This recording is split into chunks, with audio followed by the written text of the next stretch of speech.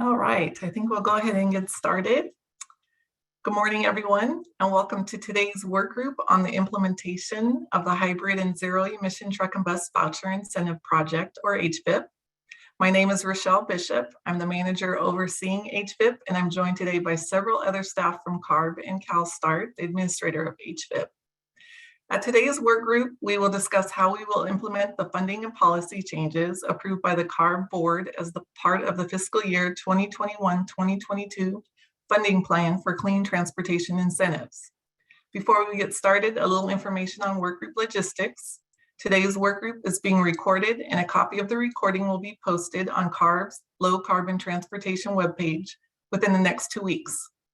Throughout the work group, we will pause for questions and comments. At that time, we will ask that you raise your hand to let us know that you'd like to ask a question or make a comment. CARB staff will then unmute your line. For those of you participating via phone, please press #2 to raise your hand. You may also use the Q&A box to ask questions. We'll remind you of these instructions throughout the work group. And as always, we appreciate your patience if we run into any technical glitches. Now we'll get started with what you all have been waiting for, how HVIP will be implemented. So I will pass it on to Andrea Morgan. Andrea? Thank you, Rochelle. First, a little bit of background on HVIP and what we're talking about today. For those of you who are new to HVIP, HVIP is a first come, first served voucher incentive project that is designed to accelerate the market transformation by reducing the purchase price of zero-emission heavy-duty trucks and buses for California fleets. Entering its 12th year, there are over 140 zero-emission truck and bus makes and models available for HVIP funding, and the program has generated significant demand. On November 19th, our board approved a funding plan that allocated significant funding to HVIP for this fiscal year and also directed several policy changes to HVIP. These changes were largely designed to start shifting the program to support the unique needs of small fleets and owner-operators, enhance protections for purchasers by ensuring support for maintenance and repairs, and support future regulations such as the Advanced Clean Fleets rule. Today, we'll be discussing the mechanics of how these policy changes will be implemented as we prepare to reopen HVIP. There is a lot that goes into preparing HVIP to reopen, and staff will be sharing our initial proposals on the nuances of how these policies will be implemented, and we want to hear your thoughts and feedback. There is a lot to discuss, and because of that, we do intend to keep the focus of today's work group on implementation, but know that we will have additional workshops and work groups to discuss the governor's proposed budget that was released this past Monday, as well as broader future policy changes to HVIP. So before we dive into HVIP reopening and the policy changes that are taking effect this year, I'll ask Tom Brotherton of CalSTART to provide us with a quick overview of HVIP demand last year. Tom? Thanks, Andrea. So those of you who have followed HVIP, you know that we reopened HVIP this past year on June 8th. And we did it a little differently this year. We opened in a series of waves. So we did not open HVIP to all of the available funding all at once. We actually split it up into some more bite-sized segments with the goal of giving people a couple bites at the apple in order to get a voucher. So wave one, we opened with $85 million. This was on June 8th. And that was oversubscribed in a matter of several hours. So there was significant demand. We saw, as I mentioned, $85 million of voucher requests, which went to 664 vehicles in about a 3-hour time period. We then waited 2 months to open up wave 2, which opened on August 10th. In between waves 1 and 2, we continued to allow both public entities, which included both municipal fleets, transit agencies, as well as school districts, to continue to request vouchers, as well as voucher requests for drayage trucks. And drayage trucks are Class 8 zero-emission tractors that are used for a drayage operation. This means it's a short haul, moving freight containers between, say, a port and a warehouse, not necessarily over the road application. So we got about $57 million of voucher requests in between waves 1 and 2, once again limited to public fleets as well as drayage.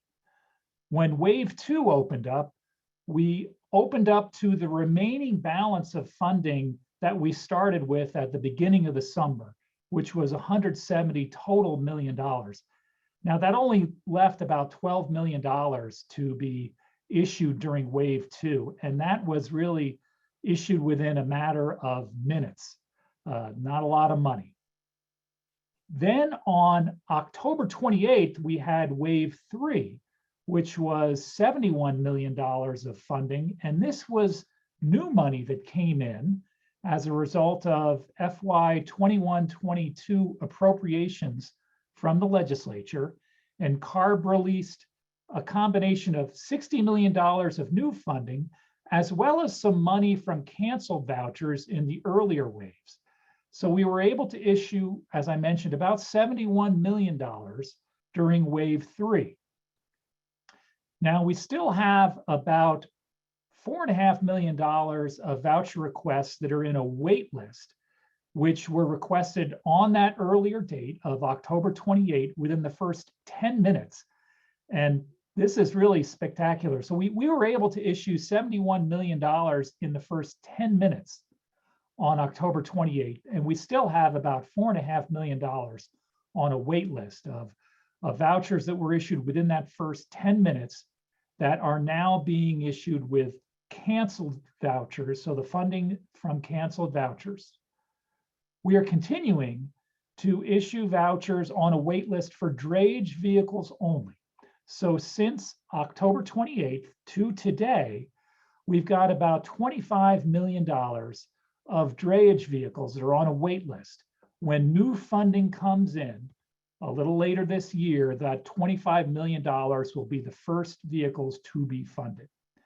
So if you add all of that up, including the amount of funding that's been issued in the waves, along with the drayage wait list, that's about $255 million of vehicles that have been issued so far to date. That's about 2,000 vouchers.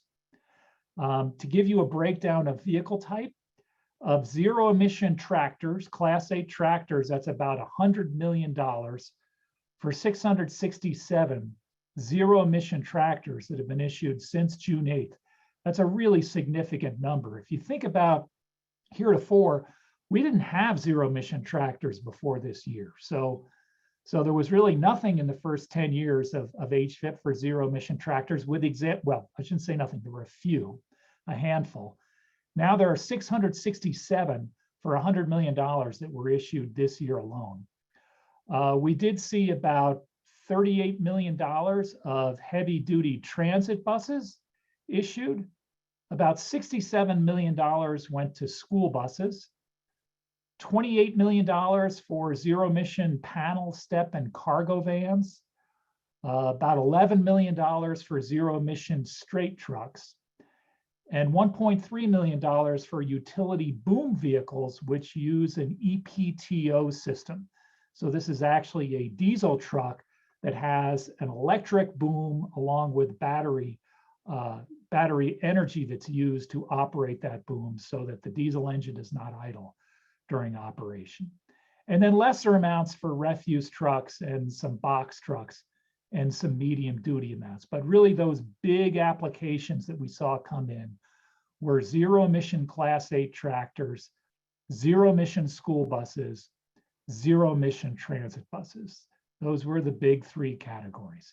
So once again, $255 million of total demand for 2,000 vehicles so far in 2021.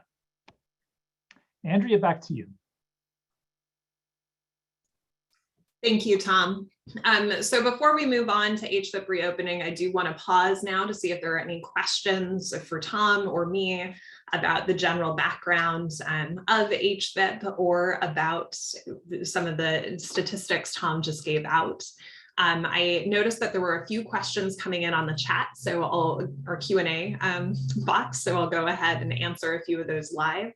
There are a few questions about logistics of today and if we have slides. So today is intended to be a relatively informal conversation with us sharing where we are in terms of developing the implementation mechanisms of HVIP policy, and really but the focus is really hearing your feedback and thoughts and comments on where we are with that. So there are not slides for today's work group. What you should be seeing right now is a copy of today's agenda, and that's what will be shared throughout the work group. Note again that this will be recorded, so you are welcome to come back and watch the recording at any time.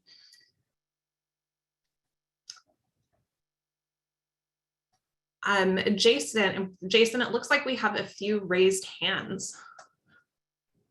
Yes, thank you, Andrea. We have 2 raised hands right now, and I would just like to make a couple of reminders. First of all, please take a moment and check that the name that is shown on your Zoom account is actually your name, and correct it if needed. This is especially important in case somebody forwarded their Zoom registration link for the meeting to you.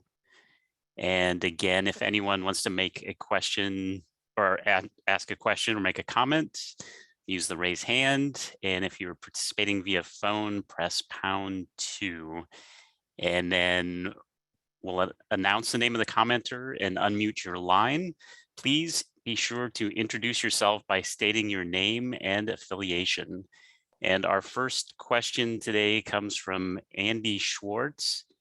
Andy, I have unmuted your line. You are free to talk. Great. Can you hear me? Mm-hmm. Perfect. Yes. Yeah, Andy Schwartz with Tesla. Yeah, thanks for the Tom. I want to thank you for the overview of the HVIP funding. I had I guess a question on sort of your assessment of where those monies have gone, and yeah, just curious if there's any information related to the allocation by fleet size. Particularly in the context of this conversation where the board has adopted changes that would implement fleet size limits starting in 2023. Right. So we did have a pretty good representation of smaller fleets in HVIP. And it sort of depends on how you're counting.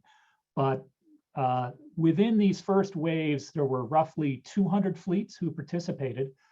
About 40% of those fleets had 50 or fewer vehicles. And I know that the number 10 is another size that we look at.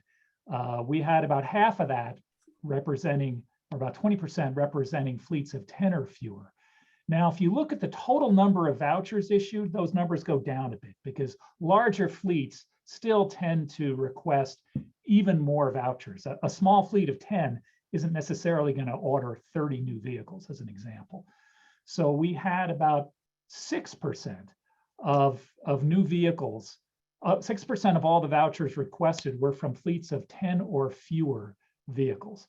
And that's the standard that's going to be used, not this coming year. This is very important to know that some of you have focused on this proposed rule change that might limit participation in HVIP to 10 or fewer fleets. That's not going to affect this year of HVIP. This is a future year of HVIP.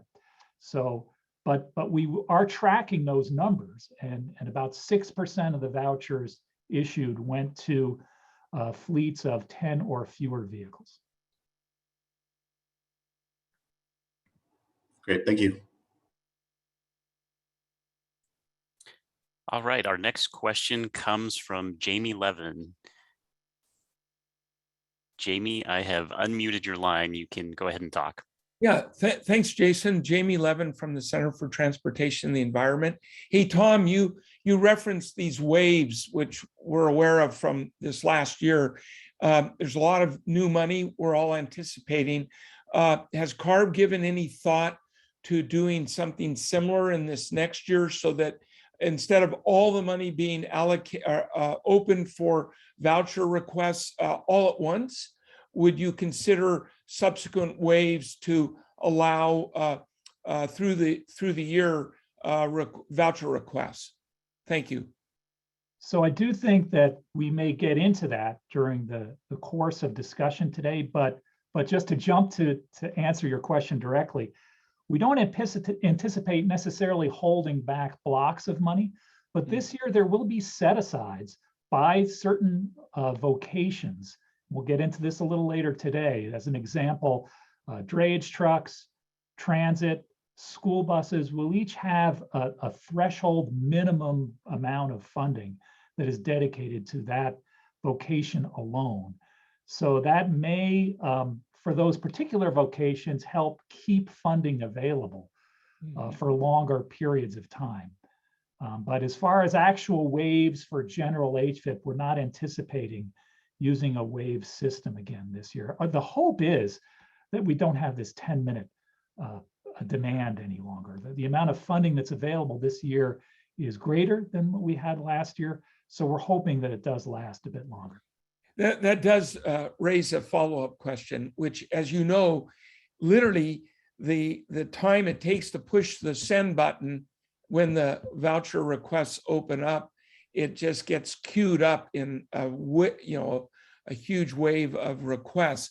Are you going to modify the online process for how voucher requests are sorted out in the queue? Any changes there that are anticipated? Yes, and we'll cover this in greater detail as we go along. But just to give you a quick snapshot, we're proposing to use, if there is oversubscription within the first 24 hours, we would like to go to a randomization process where we would continue to accept voucher requests for that entire 24-hour period. If it is oversubscribed, we would actually randomize those requests that come in and then do an initial screening to make sure that we have valid voucher requests that are all in those correct buckets. As I mentioned, we've got these different buckets of funding for different vocations. So kind of sort that out and then apply a randomization process so that it's not so much just who can press enter faster, but really randomization we feel might be a little more fair than just literally who's quickest at pressing an enter bucket. Great. Thanks, Tom. Our next speaker is Eric Williams. Eric, I have unmuted your line. You can go ahead and talk.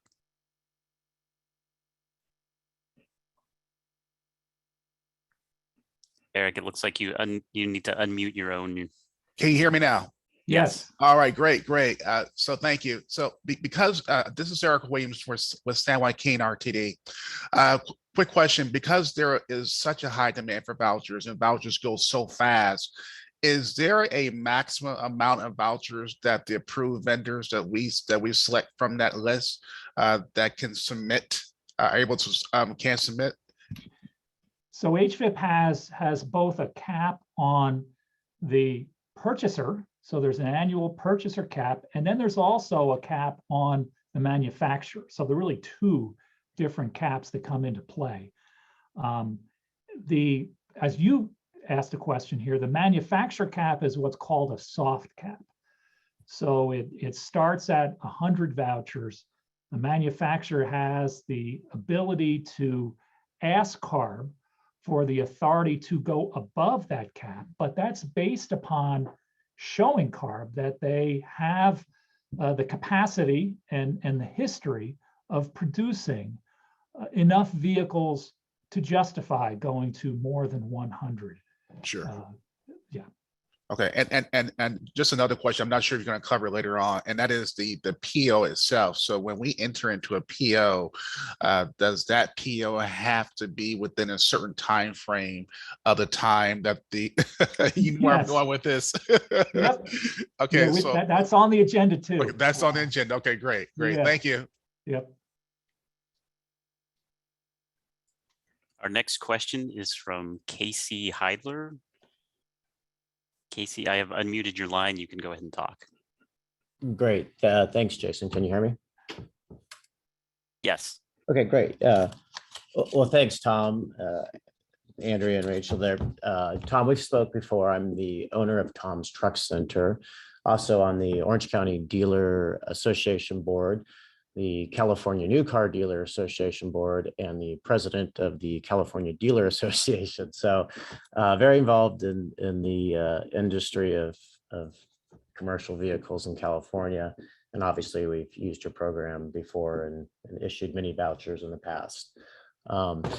Overall, just kind of, I'm looking at the agenda, but just looking at how CalStart and CARB and in general CalStart and HVIP have evolved is, one, looking at CARB's goals and objectives is to, as I look online on the website, it says to promote and protect the health and welfare, ecological, et cetera, and reduction of air pollutants while considering effects on the economy. And I think looking at as the role of CalStart and HVIP to help accomplish that goal in the commercial space, HVIP vouchers had to be issued to help EV manufacturers and the customers to compensate for the expensive cost of an EV vehicle or a hybrid vehicle, et cetera.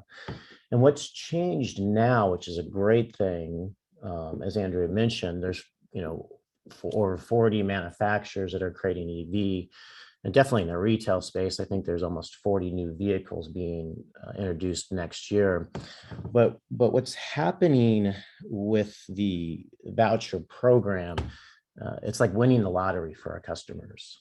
And it's not even, it's almost not even a chance of getting a voucher. And I think we're ready for this. I know we're ready for this shift where we need to move away from, getting people to build the vehicles and move the voucher amount to the quantity and the market point to where customers will step up and purchase an EV versus having to kind of dial for dollars. And with all these manufacturers creating product, some of them will survive, and unfortunately, some of them will not survive if we can't support getting the quantity of these units out there. And like I said, that's where I strongly believe, and Tom's Truck Center itself has several thousand customers. We can only sell an EV product if our customer by chance gets a voucher. And if they don't get that voucher, then that EV product sits on our lot. So the whole point is we really need to focus on the market point of the voucher in the categories that the trucks, fall into, whether it's a Class 8 truck, a bus, a school bus, a medium duty truck. And the voucher amount should be issued low. And, probably shouldn't be saying this, but the voucher amount should be a lot less. And if we don't get takers, then obviously, whether it's a monthly basis or a quarterly basis, the voucher amount goes up until it hits the market point. And then as we attract customers to get into the EV vehicle, then we know that market point of the voucher amount, and we'll sell and get a ton more EVs on the road, which is the entire goal of this, of all the agencies and customers and dealers, et cetera, involved. And so I really, really would like to have discussion on that today about having the voucher amount be more at the market point. Well, that's a really interesting idea. And I do think that Andrea, there's probably an appropriate point during the agenda later today where we can get into that discussion. Excellent, thank you. Okay, it looks like our next caller is Catherine Oster. Catherine, I have unmuted your line. You can go ahead and talk.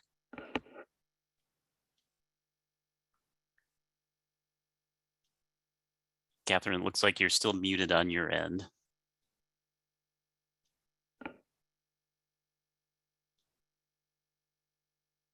Yeah, hi, good morning. Thank you very much for this call today. It's really helpful.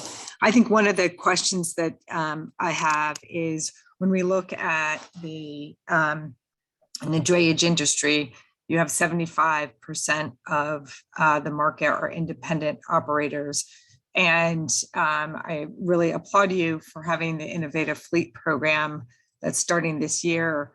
But when you think about the number of trucks that are coming off the registry, say 6,000, and 75% of those are independent operators, and these small fleets, it's great to have that program of 25 million, but it won't meet the needs. And wanted to ask you how you guys think that we can, create programs for that 75%.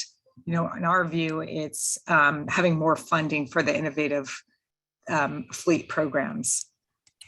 So we will get into that discussion during the agenda. So what I want to, let's try to focus the questions in this session on something that happened in 2021. And I'm not sure if there are more questions specifically on 2021. We do have a couple more hours to go today where we will get into those discussions of what's going to happen, not only this year. I mean, we're focusing on this year, but of course there are future years of HVIP as well. But once again, let's focus in this particular session, what happened in 2021, and then we'll have an opportunity to talk about both ISEF, but maybe we can allude to future years of HVIP, which is probably where you're going as well. Yeah.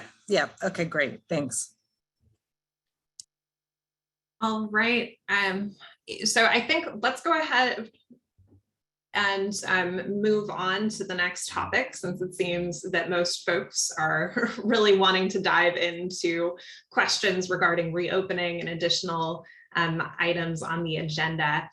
One thing that I will note that we saw a couple of questions about related to the governor's budget and some of the exciting proposals related to EVs. Note again that this work group is really intended to be focused on implementing funding that was appropriated to us last year. We will have additional opportunities for you all to participate in discussions as the funding is finalized for the upcoming fiscal year 22-23, and what the future of HVIP will look like there as well. So moving into the question of HVIP reopening, as part of the fiscal year 21-22 funding plan that was approved in November, HVIP was allocated a total of nearly $570 million. $270 million of that will be available on a first come, first served basis for all eligible vehicle types within the HVIP standard program. As Tom mentioned, this year, we are also opening set-asides for certain vehicle classes and types.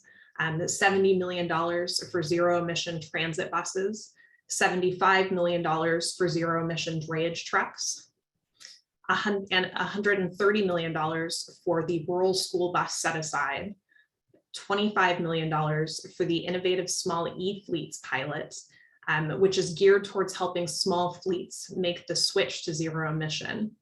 And we'll be talking about all of these set-asides in much greater detail throughout this morning, as well as some of the specific requirements for those set-asides.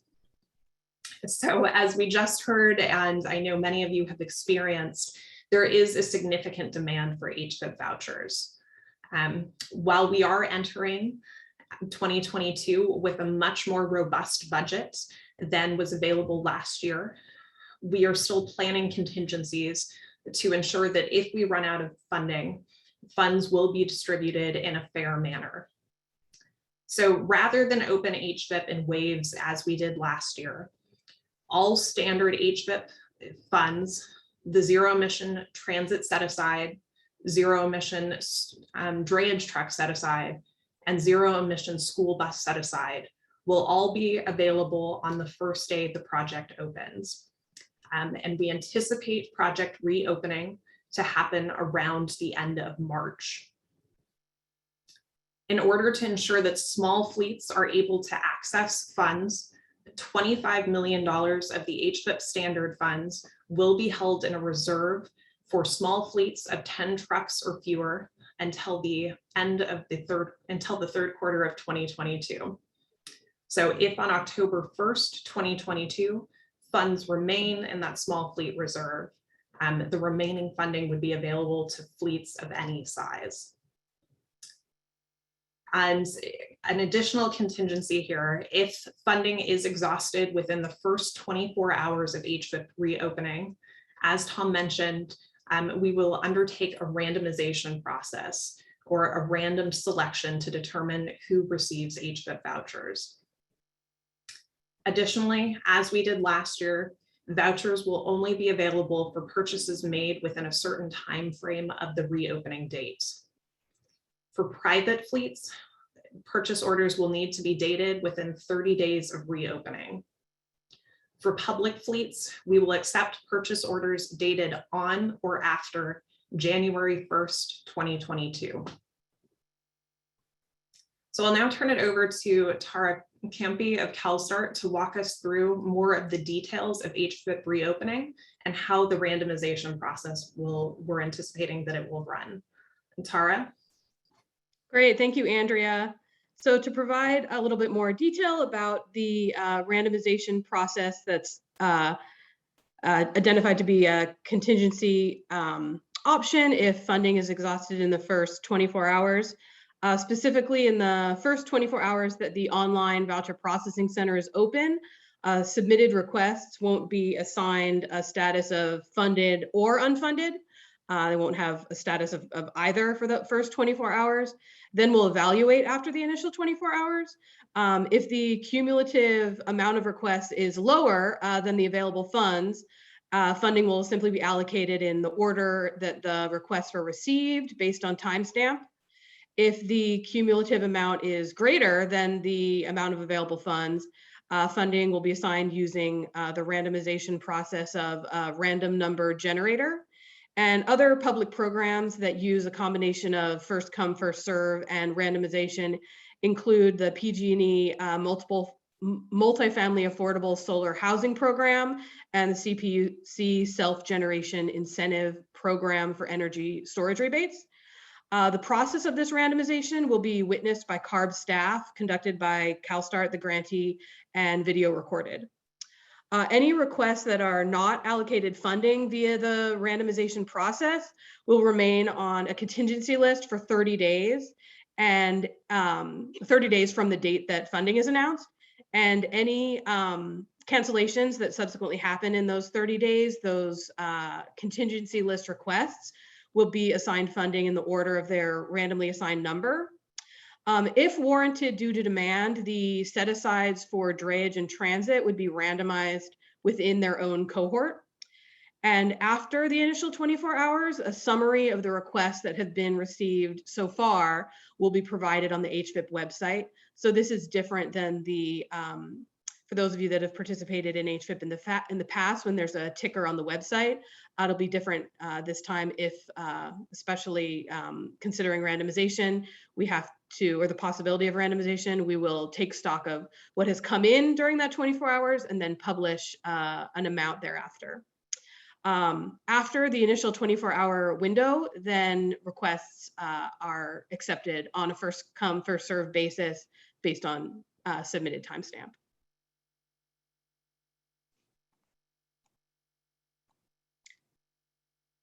I'll hand it back to Andrea. All right, thank you. So let's go ahead and open it up again for questions. I know that that's a lot of information and very important to everyone on this call. So one question that I saw in the Q&A box that I want to make sure that we're addressing was that I had mentioned that a first come, first serve basis, and there was also reference to a randomization process, and are these different things? So as a point of clarification, HVIP will continue to be a first come, first serve program. Where randomization comes into effect is if all of the HVIP funds are requested within a 24-hour period. So it's under that scenario, we would see randomization coming into effect.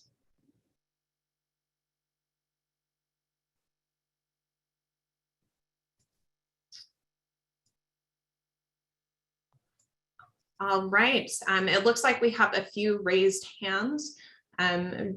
Jason, can you help us get some commenters? Absolutely. Just a reminder, if you'd like to ask a question or make a comment, please use the raise hand feature and we will unmute your line. And if you're on the phone, press #2 to raise your hand. We'll announce the name of the commenter and open your line. And please be sure to introduce yourself by stating your name and affiliation. Our first question comes from Bang Low. Bang, I have opened your line. You can unmute your microphone and go ahead and start talking. Hi, I'm Bang. I'm from Phoenix Motor Cars. I have a question, which was the mentioned randomization that occurs if all the requests happen, if too many requests happen in 24 hours. Will those applications be qualified before you guys put it through the randomization process?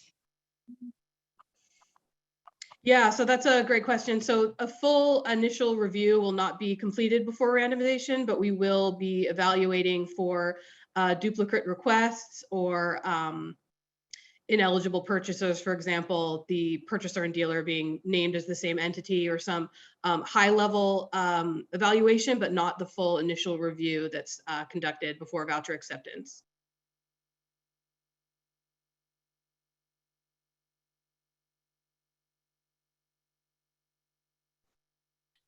Our next caller is Peter Marcus. Peter, I have opened your line. You can unmute yourself and start talking. Hi, good morning. This is Peter Marcus with FTI Consulting. I had a question on the process for the Drayage truck waitlist. You mentioned that for Drayage, purchase orders would need to be dated 30 days of that funding reopening period. How exactly does that work if the waitlist is open now? Does there need to be a valid PO to join that waitlist? I'd love some clarity on that. Yeah, so the Drayage waitlist remains open, and we will be signaling when there's a transition between the current Drayage waitlist and the reopening process for 2022. So for now, for Drayage specifically, the process and the POs remain unchanged. Thank you.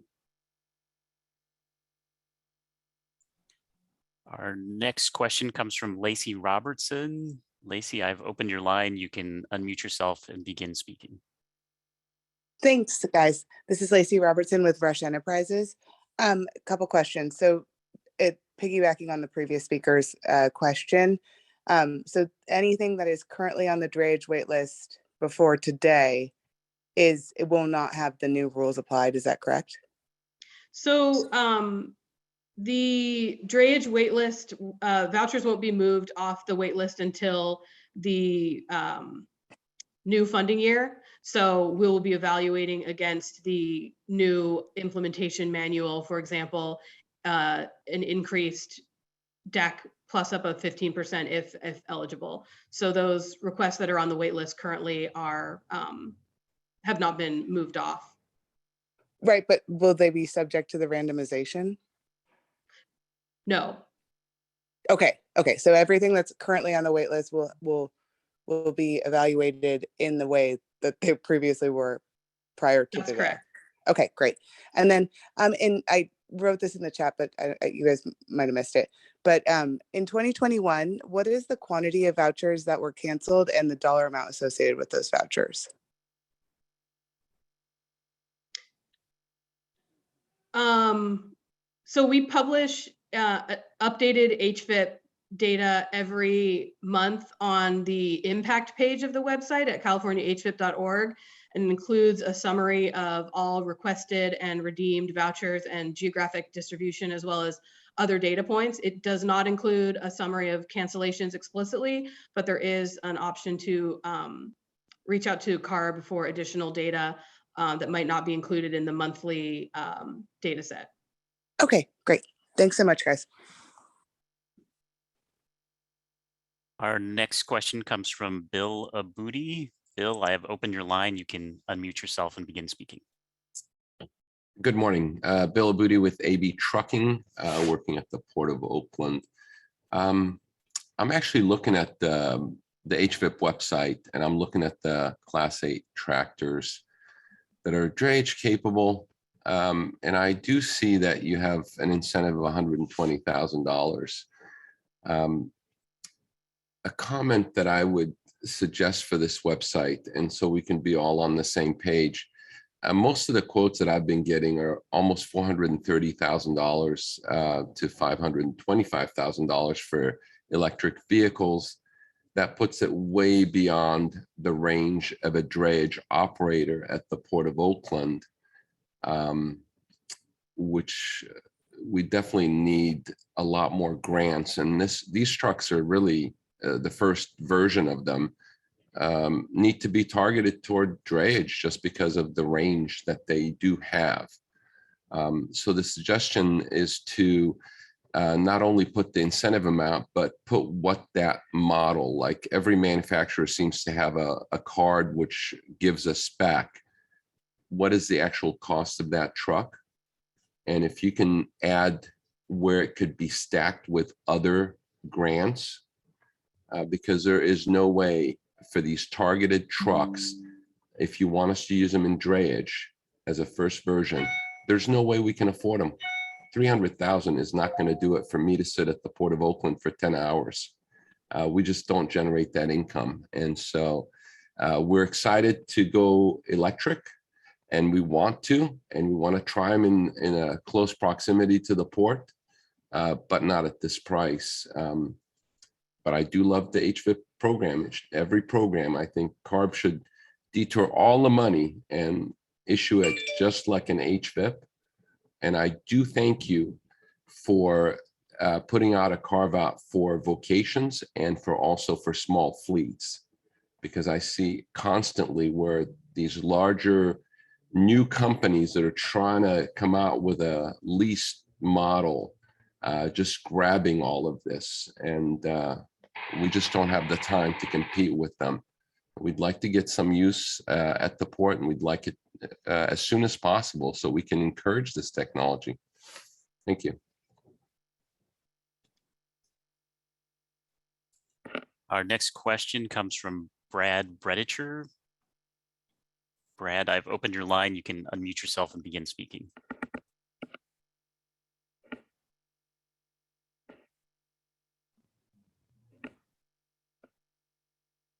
Sorry, my mistake in raising hand. Aaron, click. Apologies. All right, no problem. Our next call comes from Kyle Lawrence. Kyle, I have opened your line. You can go ahead and unmute yourself and begin speaking. Yeah, good morning. My name is Kyle Lawrence. I'm from Oakdale Joint Unified School District. I'm very new to the HVIP and getting funding for school buses. My first question would be, the rural school bus set aside. We are considered a rural school district. We're just over the small fleet size, but my basic question would be, what is the set aside, and what does that do for rural school districts? If we could touch on that now, or if we're going to touch on that later in this webinar. Yes, that is included later in the agenda. Okay, perfect. Thank you.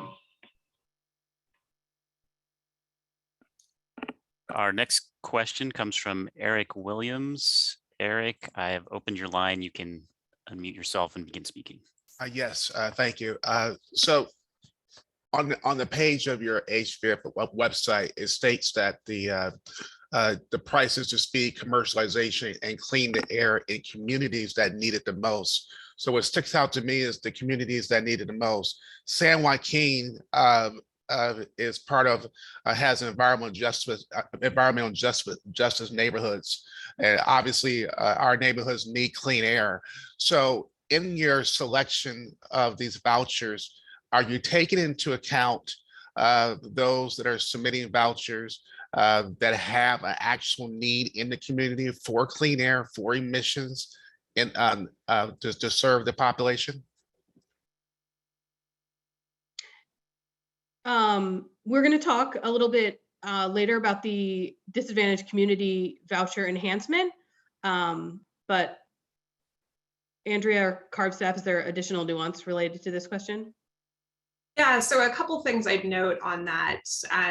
We do provide increased voucher amounts to really try and encourage folks to deploy vehicles within disadvantaged communities. And we also have a few programs that we're looking at different ways that we can really support the needs of disadvantaged communities. And we'll talk about those a little bit more throughout the agenda today. But there are some elements within the Innovative Small E-Fleets project, for example, that we are considering building in things to really target more towards disadvantaged communities, as well as within the Rural School Bus Set Aside program. But it is something that we are always looking to improve on, and can certainly, it would certainly welcome any feedback you have on how we could better serve disadvantaged communities within the HVIP program. Thank you. Our next call comes from Adam Browning. Adam, I have opened your line. You can unmute yourself and begin speaking. Hey, thank you. I spent the last 20 years on solar development, where there was a lot of focus on using incentives for the market maturation of solar. And I think there are a lot of lessons learned that could be also applied into this space as well. And I think one of the lessons is that lotteries really make for terrible business models. I think California actually pioneered one of the most elegant approaches to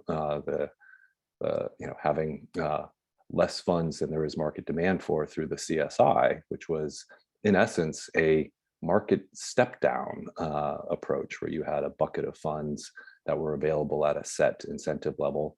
Once those were allocated, then it stepped down to a lower incentive fund. So it was market regulating. It was constantly driving down lower prices in the market, and also responding to the sort of business's needs of not wanting to wait for new buckets to become available. There was always an ability to access a market at any time, and it provided for good competitive pressure amongst the other market participants. The other model is a more competitive approach, where you would have people essentially sort of in a competitive auction bid for incentives, what they can make it work at.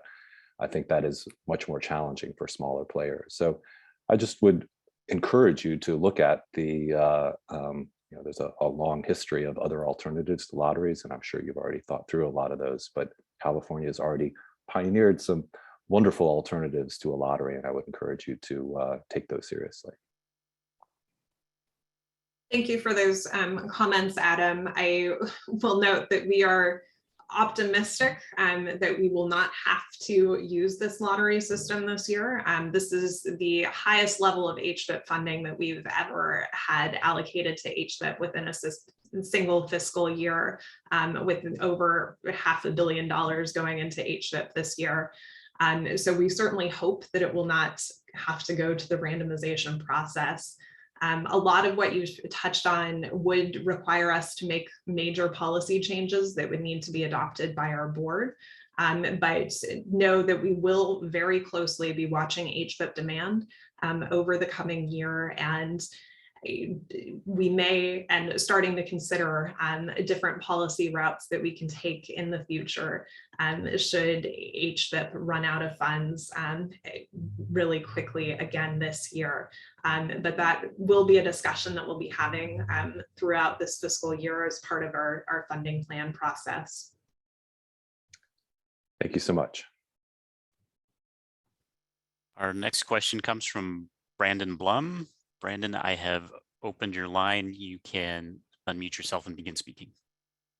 Thanks, Jason. This is Brandon Bloom with A to Z Bus Sales. I had a quick question regarding the randomization process. For awardees, will they receive the full amount of the vouchers they're requesting, or if funds are oversubscribed, will it be voucher by voucher, meaning each customer may receive one bus or one truck of what they're requesting? And then as a follow-up question with the disadvantaged community, will there be any wait for DAC zones in that randomization process? So that's a great question. The randomization will be conducted at the batch level, not the individual vehicle level. So if a batch of 10 vehicles was submitted, meaning they have the same domicile location and other purchaser, et cetera, then it would be randomized as one batch, not separated into 10 separate randomization numbers. And all vouchers within the HVIP standard would be randomized together, not separating out vocation or DAC. Got it. Thank you. Our next question comes from Jamie Levin. Jamie, I've opened your line. You can go ahead and unmute and speak. Well, thanks, Jason. Jamie Levin from Center for Transportation and the Environment. Just a more general question. As we go through the workshop and consider changes, as you consider changes to the guidelines, what's your expected timing that those changes would be adopted by staff, or do changes in the guidelines have to go up through board approval as well? Thank you. That's a great question, Jamie. Thanks for raising it. So the types of changes that we'll be talking about today are really intended to be pretty focused in scope, and really us putting the mechanics on how we'll implement some of the broader changes that were approved by the board. And those changes we are expect to have finalized by late February, early March, in advance of HVIP reopening. So these are really the details of things like how we'll be implementing the set-asides that our board approved for drayage trucks, transit buses, and the rural school bus set-aside, as well as a few other things that we'll be talking about throughout today. As we get into broader policy changes, like some of the things that were raised surrounding how we actually administer funding, and if we're changing funding amounts to develop some sort of step-down system as we run out of funding, or increasing voucher amounts. Those are changes that we're really hoping to avoid discussing today, because they are much more substantial policy changes that will require us to go to our board. Note that we do love hearing feedback on these broader policy changes, and we're certainly happy to set up time to talk with folks who have ideas one-on-one, and we'll also have some other avenues throughout the year that we can really present and hear about some ideas for those broader changes. And we expect that process to start up in the spring through our plan to develop our funding plan for the fiscal year 22-23 fiscal year. So hopefully that answers the question. I know that there's a lot of excitement around HVIP and a lot of ideas, but we are really focused on making sure that we're able to reopen HVIP soon, because we know there's a lot of demand for the program and we want to keep the market up and running. So we do really want to use the time we have today to make sure that we're focusing in on the questions that we need to make sure that we have answered before HVIP reopens. Which again, we're aiming to reopen HVIP around the end of March. Hey, thank you. I do have a question which I will reserve till later in the agenda, which may fall into the latter description of policy change, and you'll tell me that, I'm sure. But I'll reserve till we get into the agenda item 7 to ask that question. Thank you, Andrea. Thanks, Jamie. Our next question comes from Lacey Robertson. Lacey, I have opened your line and you can unmute and begin speaking.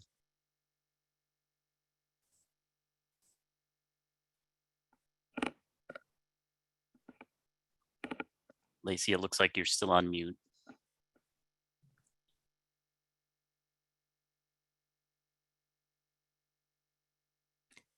All right, I think we're going to go to the next caller. Our next caller is Anjali Deodar. Anjali, I have opened your line and you can unmute and begin speaking. Hi, can you hear me? Yes. Thank you. This is Anjali Devgar with Viatech Incorporated. I did want to share one feedback from the 2021 year. One of our customers, we manufacture EPTOs, and our EPTOs are HVIP eligible, are on the website. One of the customers that we were working with whom we wanted them to place the orders and go in for the vouchers at the last minute, decided not to, for the reason that there was a voucher cap, and their response to us was that the voucher cap meant that they would actually be utilizing their vouchers towards the vehicles which were costlier, and therefore HVIP was paying out a higher funding amount on those. Our technology costs less than some of the others that are on the website. And so despite having a technology solution that in general costs less than I heard 400,000, 500,000 mentioned here, we lost out on that race simply because there was a total voucher cap, and every per voucher is one vehicle or vehicle technology.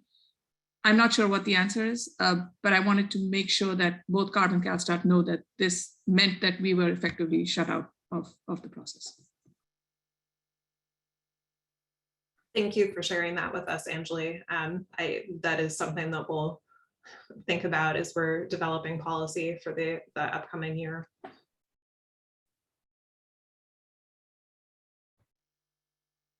All right, our next caller is Lacey Robinson. Lacey, I will open your line again. Okay, can you hear me now? Sorry about that. Yes, we can. Okay, great. Lacey Robertson with Rush Enterprises. Have you guys determined the baseline voucher amount for Class 2B vehicles? It's not in the table of the existing implementation manual. I know you guys go through case by case, but you have like the baseline amount for all the other classes. This item is included later on the agenda. Oh, okay, great. Thank you. Great. So I know we still have a number of questions in the Q and answer box, so we'll do our best to get to some of those. I saw one that I wanted to make sure that I was addressing, which was asking for a repeat of what was said about the purchase order deadlines. So in order, as part of your HVIP voucher request, you will be required to have a purchase order. And the purchase order deadlines that we're setting are 30 days for private fleets, meaning that voucher purchase orders need to be dated within 30 days of reopening. They can't be from last year at some point unless you're already on the drayage wait list. Or for public fleets, purchase orders must be dated January 1st, 2022 or sooner.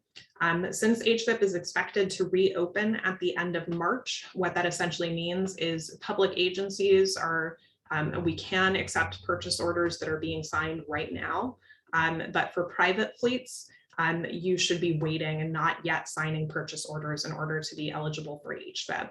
We will be posting more information about this on our HVIP website, and you will definitely be hearing from us when we have a final date as to when HVIP will reopen, and more information on this purchase order requirements and any other changes going into effect within HVIP. That'll be on the website, and I'm sure we'll also be sending out email blasts to everyone on the HVIP listservs.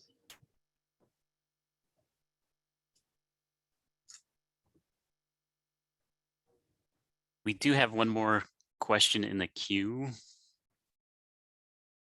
Sure, let's go ahead and do that. And this will be our last question before we move on to talking about some of the other policy changes that were approved by our board this past year.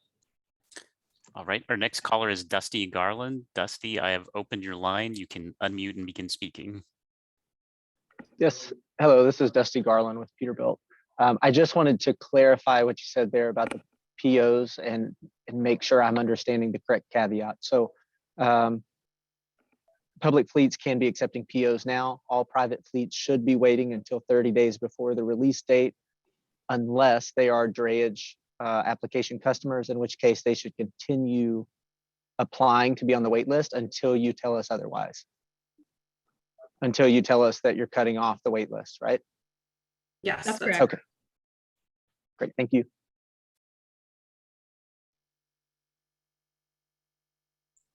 There are no more callers in the queue at this time. Thank you, Jason. So let's move ahead on to agenda item number 3 now. So I'll turn it over to Tara to talk about the voucher request cap and disadvantaged community voucher plus up. Tara. Thanks, Andrea. So as mentioned earlier, the manufacturer rolling soft cap of 100 cumulative unredeemed remains in place for 2022 unchanged, but the purchaser cap has been modified. Specifically, fleets are still limited to placing 30 voucher requests per calendar year, 50 for drayage fleets. However, the policy change is that any vouchers that were redeemed and requested within the same calendar year are now exempt from the cap. So for example, if a fleet receives vouchers for 30 trucks and the truck manufacturer is able to deliver them within that same calendar year, and say redeem 20 of them, deliver and redeem for 20 of them, the fleet would then be able to request another 20 before the end of the calendar year.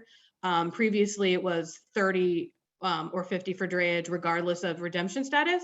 So the change is that now those unredeemed don't count against the cap.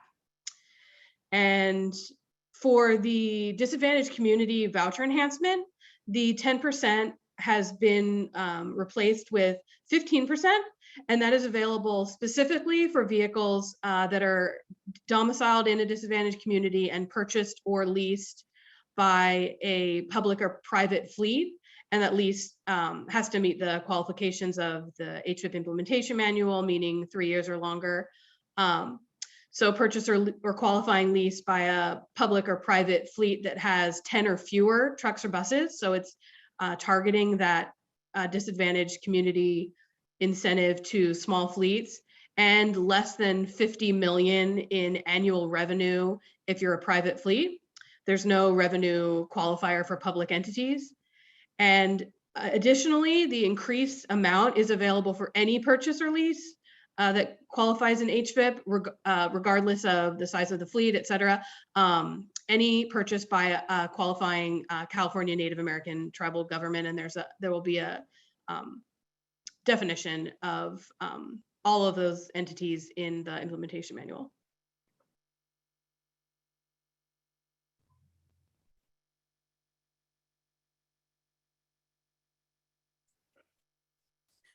It looks like we have a question from Bang Low. Bang, I've opened your line and you can begin speaking. Thanks, Jason. This is Bang again from Phoenix Motor Cars. I wanted to ask about this disadvantaged community thing. There's mention that, obviously that purchaser has to be in the DAC area. And then there was also mention that the total revenue of the company will be 50 million or less. And then there's a mention of the fleet side being the 10 or less. To qualify, does the applicant have to have all three, or these are ors? It's all three. Okay, all three. So it's all and. Okay, thank you.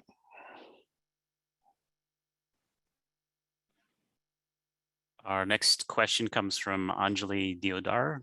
Anjali, I've opened your line and you can begin speaking. Thank you, Jason. Hi, Tara, Anjali here again. Just building off of what I mentioned earlier, one of the things I did say that we weren't able to crack the voucher cap problem last year, but you've mentioned this year that by policy you are looking to separate the funding into broad buckets. So we do have some ideas by which we could circumvent the same issue this year. And if CARB and CalSTART are willing, we're happy to sort of set some time aside with you and talk to you about that. We believe small changes would help us, and it would also be in line with the entire, the beachhead approach that CARB has had, that CalSTART has had on this, which is and older technology makes it feasible for newer technology to come in. And we want to make sure that fleets who are looking to go get into new technologies are rewarded for that particular behavior, and not sit back and say that, oh, we've been through this before and we can't do it again because XYZ. That we hope that with manufacturers and with fleets, that there is that kind of motivation because of HVIP. And if you guys are open to it, we're happy to talk with you separately to make our suggestions as well. Thank you. The next question comes from Brittany Reddick.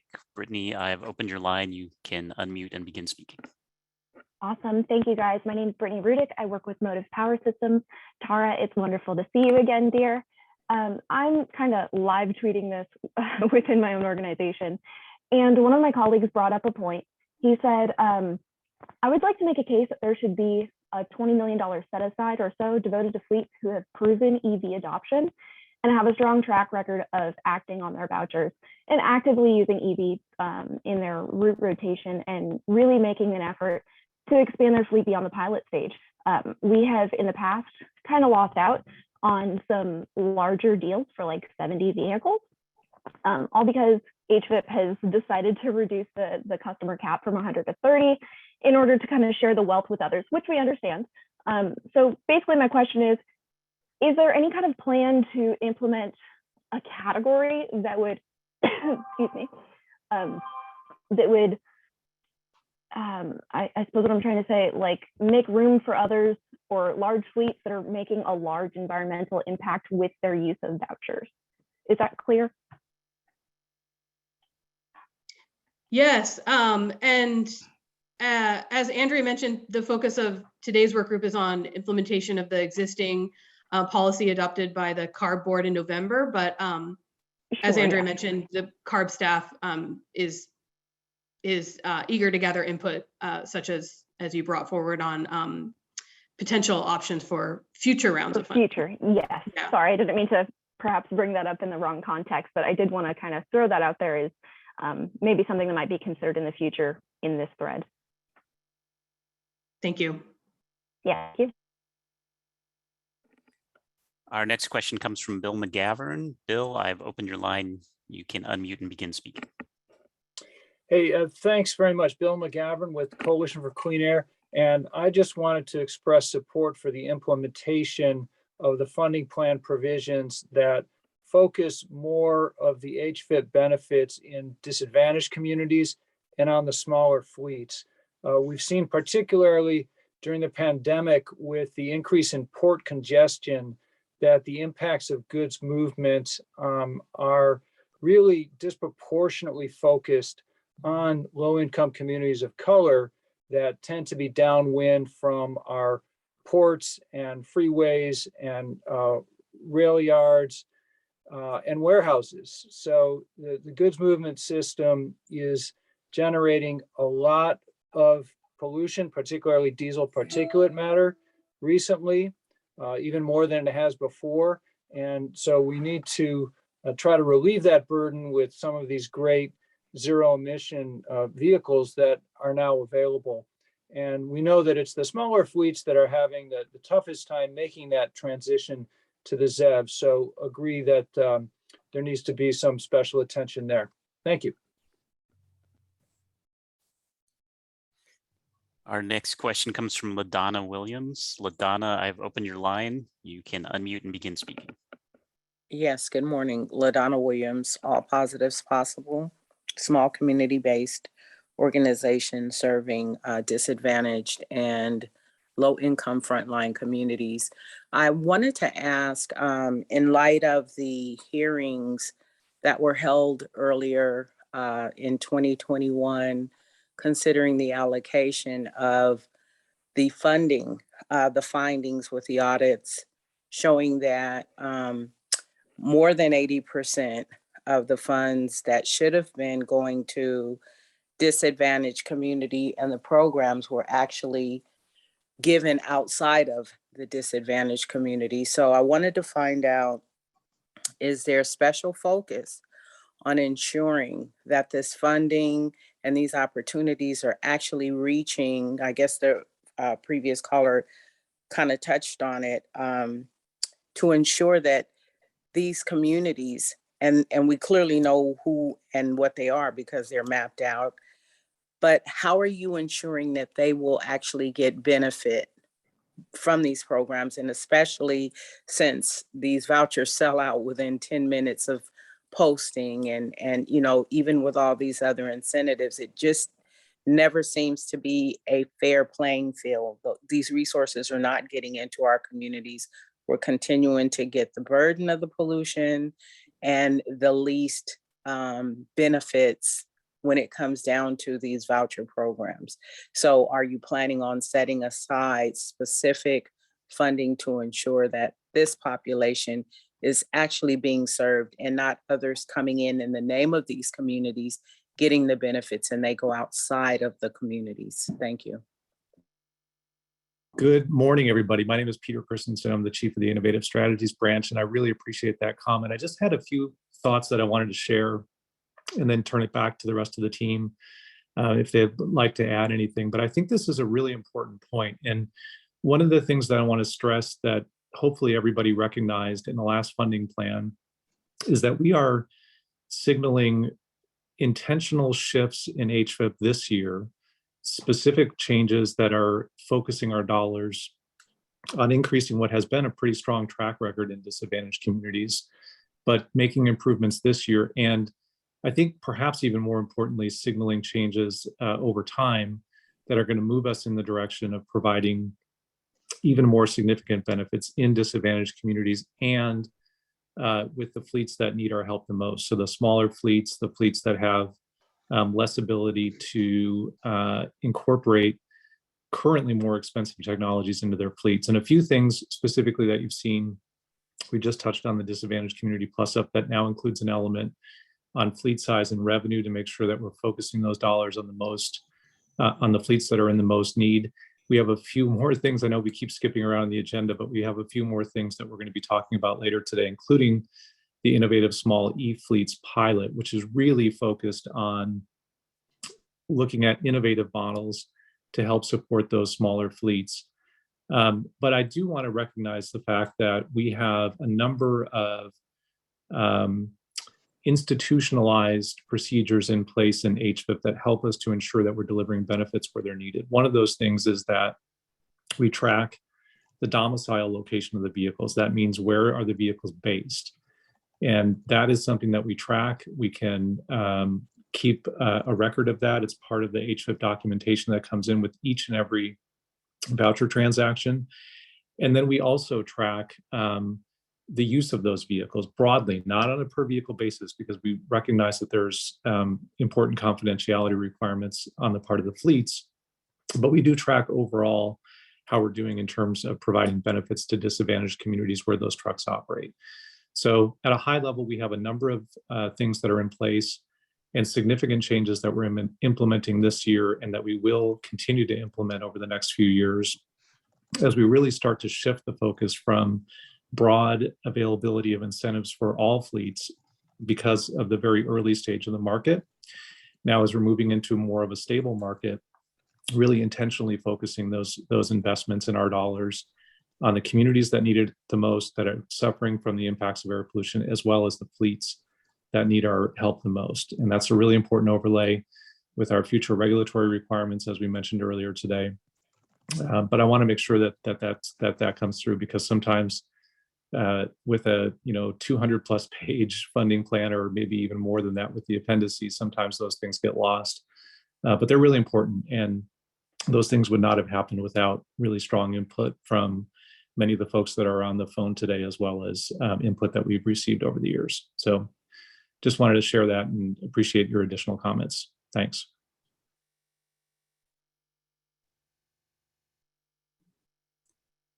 Our next caller is Dusty Garland. Dusty, I've opened your line. You can unmute and begin speaking.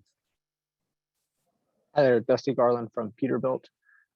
Especially with the demand increasing to the point of possibly needing randomization for vouchers, and looking at how last year's waves, how quickly last year's waves were claimed, You know, the dealer, or excuse me, the OE soft cap, I fully agree with it being soft in that we probably need it to be to meet the demand and allow OEs to build what needs to build to meet the demand of customers.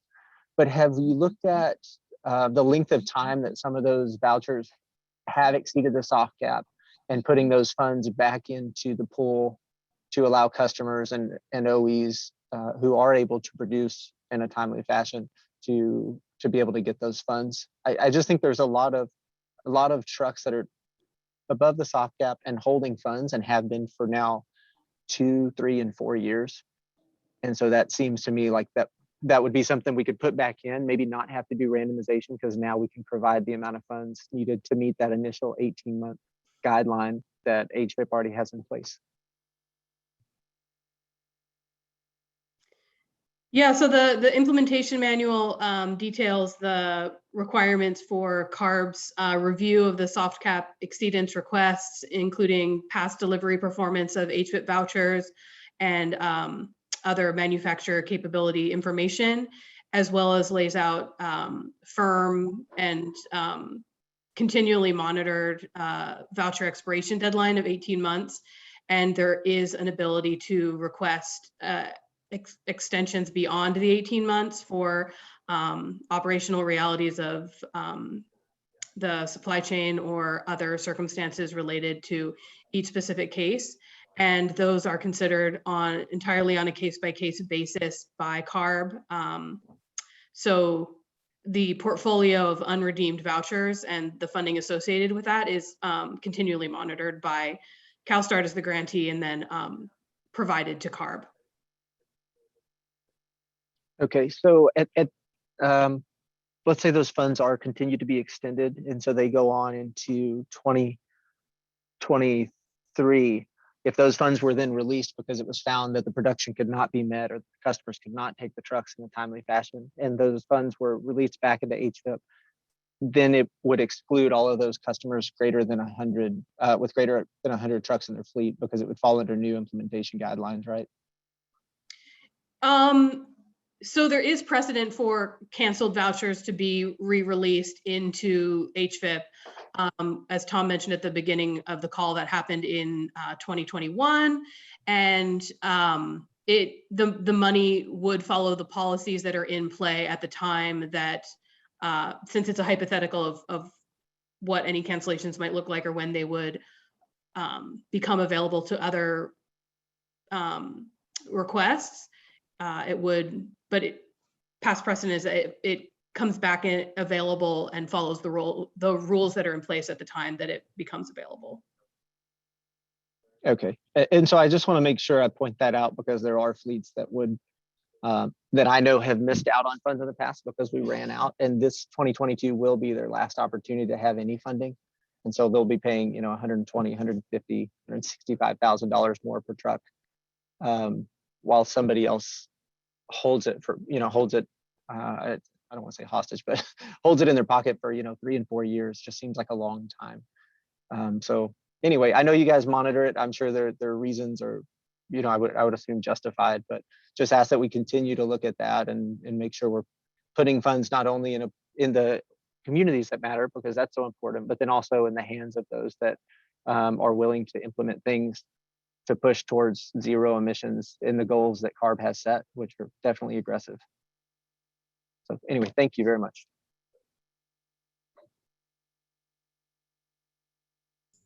So I think we have the time for one more commenter on this topic, and then we're going to need to continue on with the agenda. All right, looks like our last caller will be Bang Lo. Bang, I have opened your line. You can unmute and begin speaking. Hi, Bang again from Phoenix Motor Cars. I wanted to reference to the document, the 2020, 21 and 22 funding plan. On page 113, it mentions regarding like the DAC program.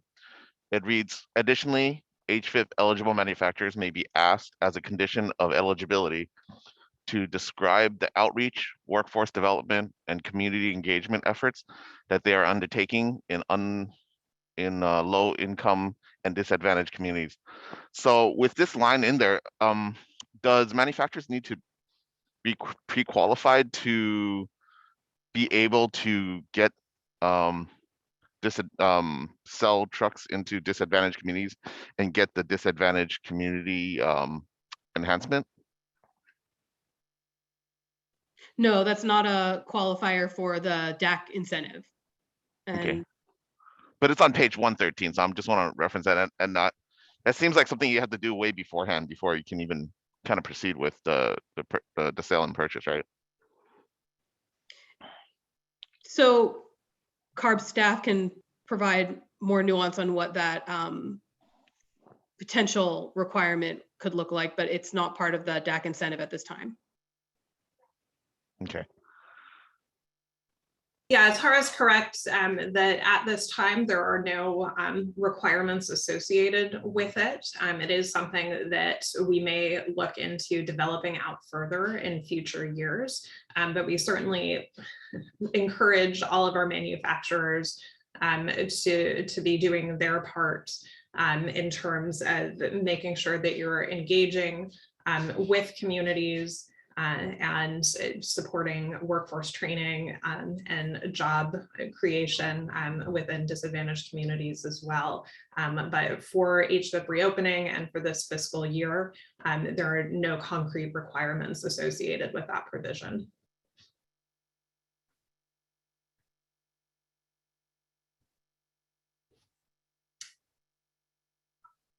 All right. Thank you, Tara. So now we're going to move on to the fourth agenda item, which is the ZEP cert requirements and fleet size limit. So in November, our board also approved 2 policy changes that do not take effect until 2023, the ZEP cert requirement and the fleet size limit. So I'll start off by talking a little bit about the fleet size limit. So with respect to that fleet size limit, beginning in January 2023, private fleets with a total of more than 100 trucks and buses will no longer be eligible to receive an HVIP voucher. This limit will be reduced to 50 trucks and buses beginning in January 2024. Public agencies, including transit and public school districts, public utilities, municipalities, and California Native American tribal governments will not be subject to the fleet size limits. Additionally, fuel cell trucks and buses will not be subject to fleet size limits until they have achieved greater market penetration. So I want to note that we did receive a lot of inputs on fleet size limits. We received a lot of support from folks really wanting us to target HVIP dollars more towards those smaller fleets and individual owner operators who need the incentives the most. But we also received some comments suggesting that it's too soon for us to be putting those fleet size limits into effect. Our board ultimately did approve these requirements. And it's important to note again that these do not take effect until 2023, meaning that there is not a fleet size limit that will be in effect when HVIP reopens this year. So over the course of this upcoming year, we will be watching the market very closely, as well as closely monitoring HVIP demand to determine if there are any changes that are needed to our fleet size limits. And if it seems that adjustments are necessary, we will discuss them through the public process for developing the fiscal year 2022-2023 funding plan for clean transportation incentives, which again, we anticipate that that process will start up in the spring. So the second policy change that will be coming into effect in 2023 is that in order for vehicles to be eligible to receive an HVIP voucher, manufacturers will be required to obtain the Zero-Emission Powertrain Certification, or ZEP cert, for all new HVIP vehicle eligibility applications submitted to CARB on or after January 1st, 2023. So ZEP cert is a newer certification pathway administered by CARB for heavy-duty electric vehicles that help support end user fleets, ensure that information regarding such vehicles and their powertrains are effectively and consistently communicated to purchasers, and also help accelerate the path towards providing greater vehicle repairability. Again, this requirement will not be in place when HVIP reopens, and it will only be required for new vehicle applications submitted on or after January 1st, 2023. So this advanced warning is intended to provide manufacturers time to plan and prepare for this requirement to take effect. I'm pleased that we are joined today by David Igus, who is the lead staff for our ZEP certs over here at CARB. So I'll pause now, see if there are any additional questions on these two topics. All right, it looks like we have a question from James Telson. James, I've opened your line and you can begin speaking. Great. Can you guys hear me? Yes, we can. Excellent. So what equipment would count towards the fleet size limits? For instance, with a company with an existing fleet of greater than 100 yard trucks, do those pieces of equipment count towards the fleet size limit? And second part of the question, is it only the fleet size located in California or potentially nationwide? Thank you.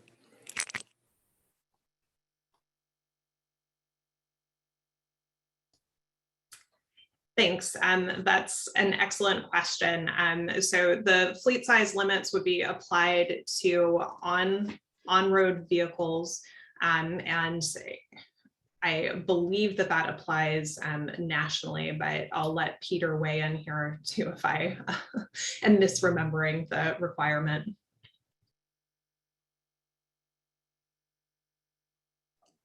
Thanks, Andrea. Sorry for the delay there.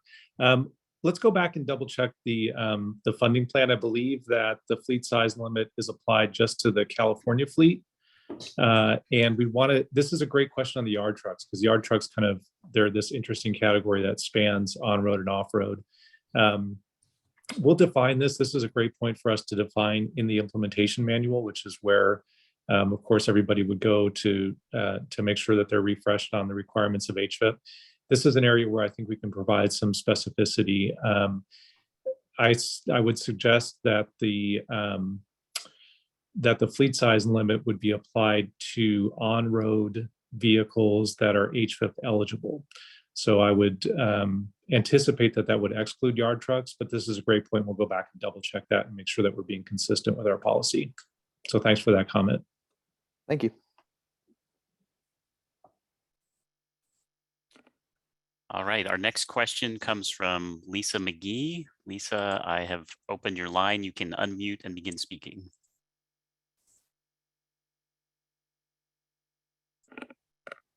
Lisa, it looks like you're still on mute.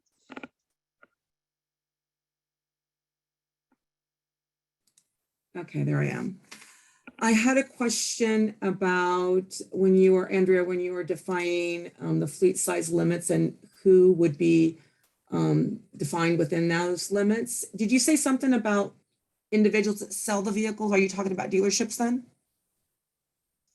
No, so the fleet size limit will apply to the end user or purchaser of the vehicle.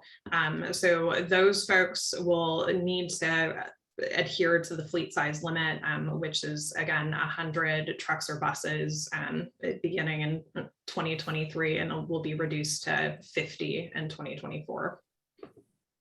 Okay, so it doesn't have anything to do with anybody selling them? No. Okay, got it. Okay, I just wanted, that's the clarifying question I had. And then on the ZEB cert, so when you say new vehicles, I'm assuming that you're implying at the same time that this means model year 2023 and in the future. Is that the intention of this requirement beginning January 1, 2023? Yes, so this would apply to any updates that you're providing to model year. Basically, anytime that you're having to submit a new HVIP vehicle eligibility application, if that application comes in after January 1st, 2023, we will be requiring that vehicle be ZEP cert certified.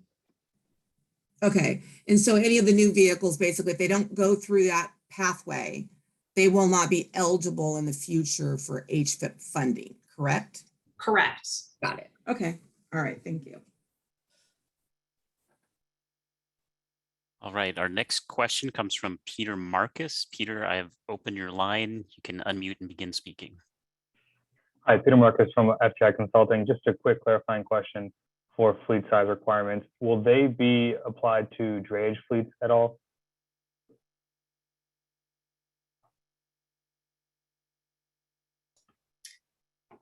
Yes, so the fleet size requirements will apply to any private fleets. So that will include drayage fleets. Yeah, there are exceptions for public fleets, municipalities, and things of that nature. Got it. Thank you for clarifying. Our next question comes from Joe Dahlem. Joe, I have opened your line. You can unmute and begin speaking. Great, thanks. This is Joe Dahlem from Odine. Odine sells EPTO systems, which have zero emission operation for trucks at the work site.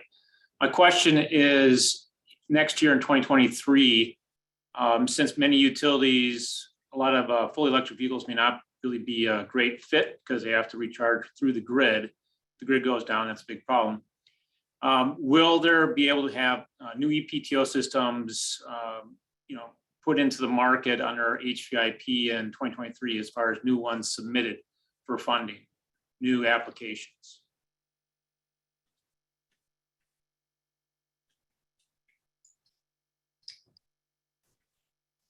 Yeah, so that's a great question. I should clarify that for the ZEP cert requirements, that does only apply to applicable vehicle types.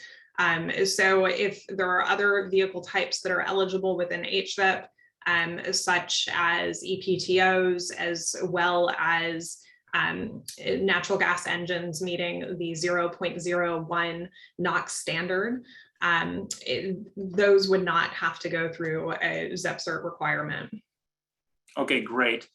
And then just a follow up on the EPTO, will that have its own, let's say, set aside, similar to some of the other technologies, or, not maybe technologies, but it's maybe for more so for utility fleets and that kind of thing, that there will be some kind of set aside. The problem with utility fleets is that there's often a prolonged purchasing cycle. And so it's very difficult to, obviously go through the bid process and award with HVIP if all the funds are gone. And that's historically been a pretty big problem with companies that have a long purchasing cycle. Yeah, thank you for that comment. We recognize the differences that go into public agency purchasing cycles.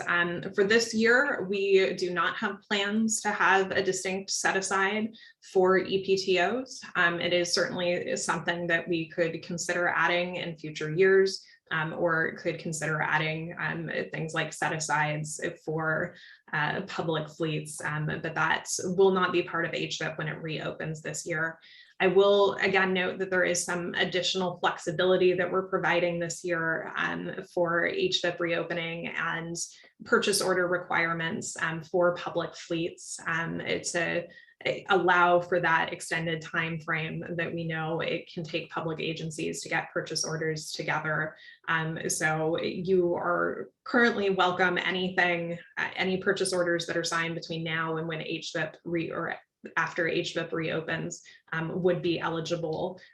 So you are welcome to try and get some deals together now and have that purchase order signed in advance of HVIP reopening at the end of March.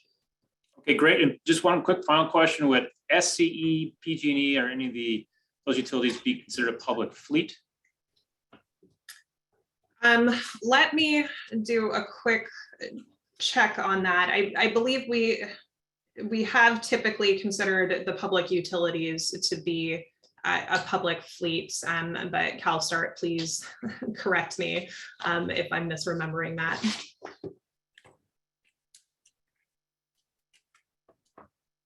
That's correct. Thank you. Thank you for that clarification.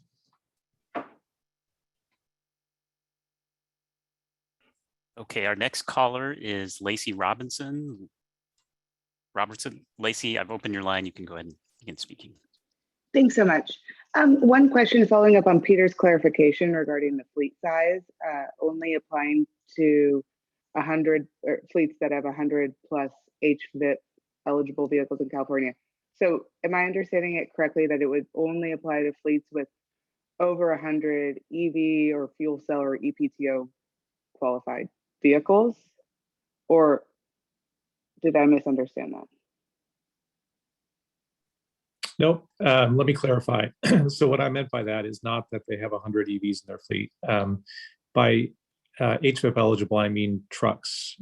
Since yard trucks are no longer a part of HVIP, I'm suggesting that those would be excluded. But we will provide that clarification in the implementation manual.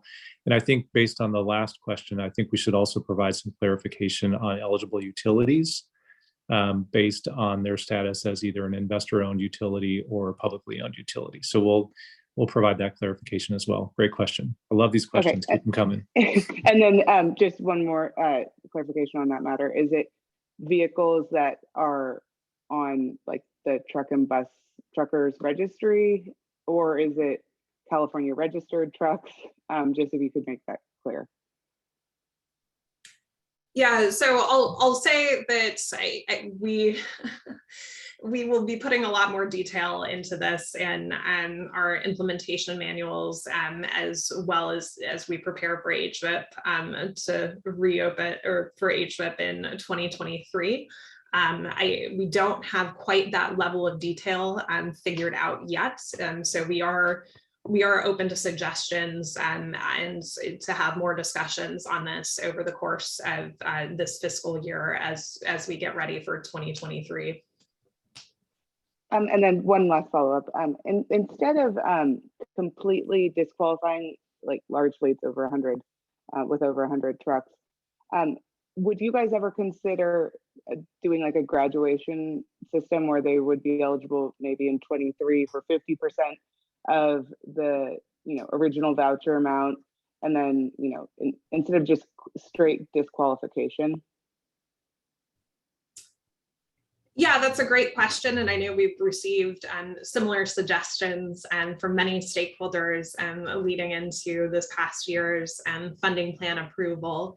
I'll say again, we are going to be really closely watching the market and seeing what the demand is over the course of this year. And we'll be using that to help guide any changes that we're making to the fleet size limit. At this point, what the board had approved was a strict limitation. But again, we will be going back to the board this year before these limits take effect. So we do have the potential to make adjustments if it seems that those are necessary. And we'll be discussing those throughout the development of the funding plan this year. Okay, thank you. Our next question comes from Brad Bredicher. Brad, I have opened your line. You can unmute and begin speaking. Good morning, Brad Bredicher from New Flyer Bus. I just had a quick question about ZEP and with it coming into effect 2023. That's a year before ZEP required for vehicle certification. That's correct?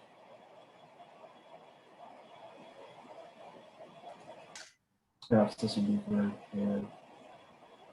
Yeah, so Brad, I'm having a little bit of a hard time hearing you. So I'm going to repeat what I think I heard, and you can let me know if I'm correct. What I think I heard was you asking if it's 2023 that this ZEP cert requirement would take effect. Is that correct, or did I miss part of your question? No, that's right. I think the ZEP for HVIP, that requirement will come in a year before ZEP cert's actually required for certifying the vehicle. Is that correct?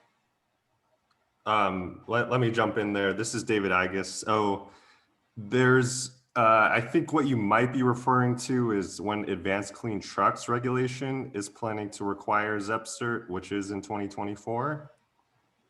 But Correct, yeah. if aside from that, a vehicle can legally be sold without ZEP-Cert certification into the future with no, is if they don't want to participate in any of the ARB regulation or incentive programs, then ZEP-Cert will not be required. Okay, so only if they're wanting to collect credits as part of the ABT program and in advanced clean truck. That's right. Okay. I guess my follow-up question would be, will a vehicle have to have ZEP-Cert and an EO to be placed on the eligibility list, or to have any operator apply for vouchers? Say if we submit our applications for EOs, and if there's ZEP-Cert and they're not yet approved until the beginning of 2023, will the customer still be able to apply for vouchers for a current model year and roll it forward to 2023, even though the ZEP-Cert is not fully approved or the EO is not yet fully approved?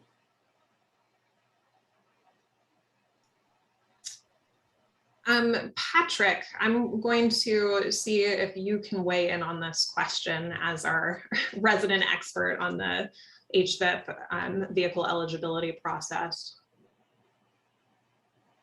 If I understand the question correctly, it's about it's for the HVIP application. So any HVIP application submitted after January 1st, 2023 will require ZEP-Cert. Okay. And similar to this year, I think there was a contingency that allowed operators to apply for a voucher and roll it forward, even if the EO is not yet applied for the following year. Would the same apply for the ZEP-Cert? If the ZEP-Cert is not yet approved, say by this March or by the summer, will an owner operator be able to apply for a voucher and roll it forward? That's something that we're going to need to determine, and we're going to clarify in the implementation manual. But the rolling of the voucher forward is only for vouchers that are, well, only for vehicles that are covered under an EO. So there's the VIN model year EO mismatch. So as long as the vehicle is covered, then you can roll it over. And more importantly, before a vehicle gets delivered, it needs to be covered. So for example, if ZEP-Cert is required and that vehicle is using the executive order model year that requires ZEP-Cert for HVIP, then they'll need to have ZEP-Cert before it gets delivered for the voucher to be redeemed. Okay, so I guess so similar for ZEP-Cert then, as long as the ZEP-Cert is approved prior to vehicle being delivered, then the voucher would still apply. That would be the most important step. But again, this is something that we'll clarify in the IM on what's required for the voucher request. Great, thanks very much. All right, unfortunately, we are out of time for this topic. So we're going to go ahead and move on to the next item on the agenda, which is the Innovative Small E-Fleets program. So I'm going to turn it over to Nikki O'Cook of CalStarts to present on this item. Nikki. Thank you. Sorry, excuse my camera being very blurry. My name is Nikki O'Cook, and I have been working for the past several months on the development of an innovative small e-fleet set-aside within HVIP 2022. Thank you to those of you who have attended some of our meetings and focus groups and given feedback. The team has definitely heard you, which is the reason for the development of this program.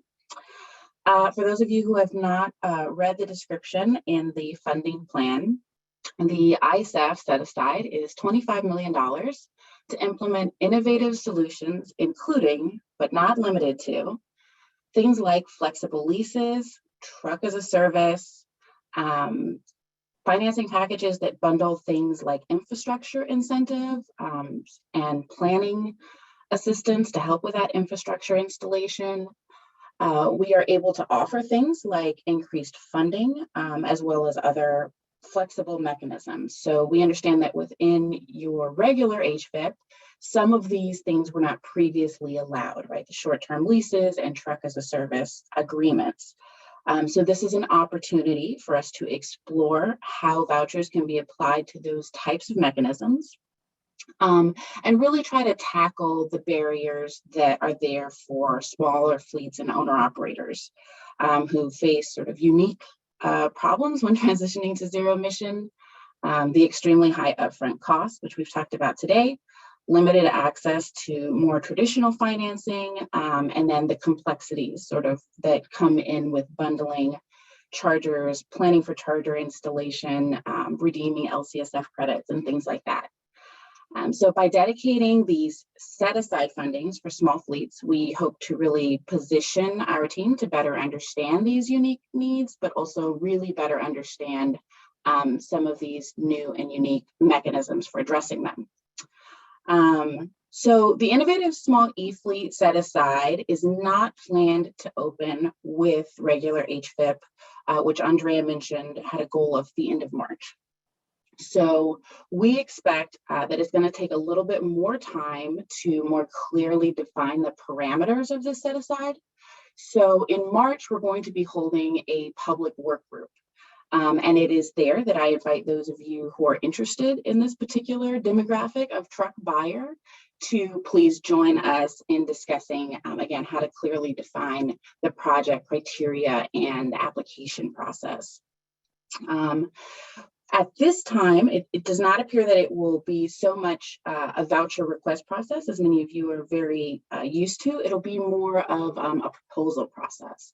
So an opportunity for providers to demonstrate to us that they have an offering which would ideally bundle things, as I mentioned, like infrastructure, fueling, vehicle financing, and create one low payment for a small fleet or small business operator. At this particular time, this offering is really intended to assist small private trucking companies.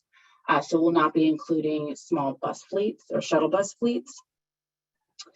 And that's most of what I have to say. So I'm going to open it up for some questions, but I do want to sort of preemptively answer a couple of questions, which is, I assume folks may be queuing up to ask, how big is a small fleet? It sounds like it has been a question that we've discussed already quite a bit this morning, with definitions ranging from anything below 50 to as low as 10. At this time, internally, we are discussing 20, that less than 20 trucks would be a small fleet. However, this is a topic that will be proposed and discussed at much more length and detail in our March work group.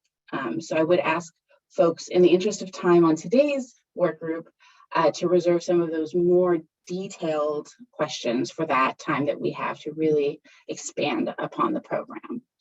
Another question folks may be asking is, how much funding would be available per vehicle in this program? And the answer is, it's fairly open and flexible. The voucher level would be set sort of on a case-by-case basis by proposal, though the entire set aside is a $25 million set aside for this year, without set voucher amounts for each vehicle as of this moment, again, to be discussed further in March. I mentioned infrastructure, which is not included in other HVIP categories. I would note this, though, that if you have a small fleet customer and you're thinking about applying for an HVIP voucher, I would not say, wait or skip HVIP and wait for ISEF because it'll have infrastructure in it. I would say you should apply for regular HVIP if you are eligible to do so, and other infrastructure incentives that are available, because this is a rather limited set aside of funds with 25 million. It's really intended for learning about innovative financing and offerings. Applying for HVIP vouchers now for your small fleet customers will not somehow disqualify you from being able to participate in HVIP later. And so with that, I will open it for more questions. All right, it looks like our first question comes from Catherine Oster. Catherine, I've opened your line. You can unmute and begin speaking. Yes, hi, Nikki. Thank you very much. Have you guys had any thoughts around how you're going to provide the infrastructure incentive? Will that be through a rebate, or is that up to those that are applying to the program to propose? Yes, again, so we are very flexible, but the goal is to create a structure that has a single sort of monthly payment for your small fleet. And so the ideal solutions will be ones in which the proposer has defined ways to bundle charging and infrastructure, and even potentially fueling if that's something they're able to include. Got it. Thank you.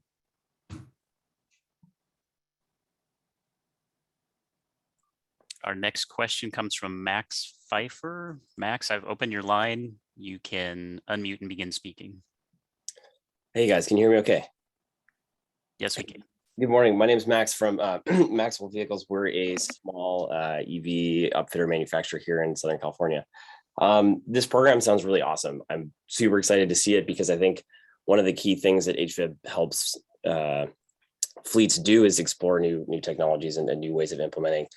So I guess I'm curious if the implementation of this is limited specifically to technologies and vehicles that HVIP already has as eligible vehicles. And I ask that because we have a lot of conversions that we've done on used vehicles with refurbished parts here that have offered fleets with low cost, ready access, highly capable EVs, particularly small fleets.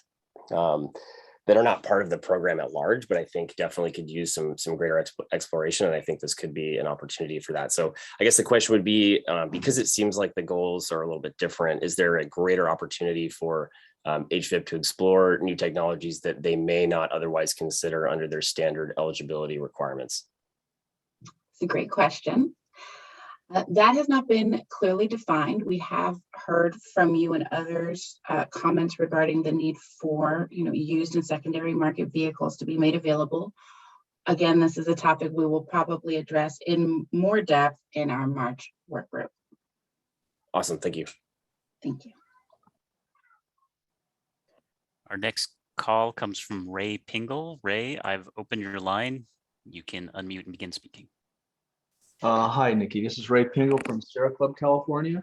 And once again, I think this is a great program, but it seems like it's, directed towards small fleets that may not have much internal resource, may or may not have a lot of expertise, and yet you're kind of requesting that they come up with some real innovative, creative, grant proposals. And I'm wondering if you're intending to have part of the program funds spent on assistance for these applicants and how to potentially construct some of their proposals. Thank you. Yeah, really good point. So we are trying to address that exact issue of making it as simple as possible for the end user. So the proposals would come primarily from providers, which can be things like dealers in partnership with their financing company, potentially a charger supplier. It could be a truck as a service company. It could be a truck leasing or rental company that's providing all-in leases. So we are really trying to put the onus onto the providers to create a simple solution. And then the funding request that comes to us really should build in what that company's belief is the time and energy that they spend in providing this type of support, developing what is the right charging structure, what is the right fee structure, what is the right deployment structure. So the small fleet should not be burdened by having to come up with these solutions. Thank you for pointing that out, though, Ray. Thank you. The next call comes from Coulter Suser. Coulter, I have opened your line. You can unmute and begin speaking. Yeah, thank you. So Coulter Sauser from Rush Enterprises. So just quickly, is the current CalSTART RFP for the small fleet grant program that's due on 2/11, is that coming out of the $25 million carve out for the innovative small e-fleets? No, that is completely separate. And that has mostly to do with us doing programmatic research for internal development. But the HVIP set aside is its own funding that will be released after we've gone through a public work group process. Okay, great. Thank you. Our next question comes from Gary Sue. Gary, I've opened your line. You can unmute and begin speaking. Great, thank you. Gary Shui, small fleet owner. Hi, Nikki. So I wanted to thank you for doing this. I guess my question is about how to connect the program developers, let's say the collection of dealers and financiers and charging providers, et cetera. Are you proposing to create a list or something, you know, some kind of offering of those? Like, how do those people connect with small fleet owners? That's an excellent question. You know, we, I think, to date had thought that most of these providers have their own small fleet customers already maybe in queue that they have not been able to help with HVIP vouchers yet. But to your point, I think that we should certainly explore in our work group and in our development of the program better ways to make better connections between those two parties. Okay, thank you. And our next question comes from Monisha Merchant. Monisha, I've opened your line. You can unmute and begin speaking. Great. Hi, Nikki. Thanks for the great overview. I'm Monisha with the Fluid Truck. We're a technology-based truck sharing platform. So we're really excited about this CARB CalSTART small fleet innovation. I think a number of questions have been asked here that we had as well, but you know, as you're thinking about the size of the projects with that $25 million, do you have a sense of what you're looking for, you know, per project or how many projects? And then I know the gentleman from the Sierra Club talked on technical assistance during the application period, but I'm wondering if CARB and CalSTART will also be considering doing some technical assistance during the project period. Those are both excellent questions. So to the first note, we have given some thought to, you know, what might be some upper limits. However, we will discuss those in more detail at our March work group. And regarding technical assistance, absolutely. The technical assistance support item on this set aside specifically, though we will be providing technical assistance from several other categories as well, is a key element of what we believe will make it successful. Great, thanks. We look forward to participating in the future workshops. Thank you.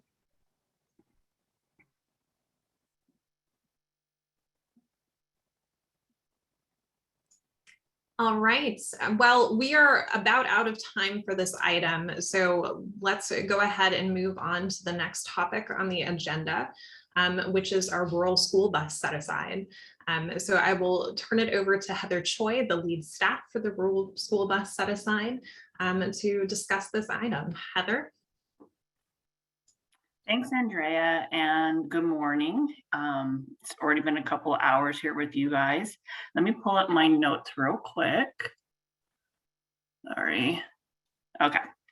Good morning. I am Heather Choi, and I will be sharing the objectives and proposed project requirements to administer the first of 3 years of new funding allocated for the deployment of 1,000 zero-emission school buses in rural and underserved communities in California.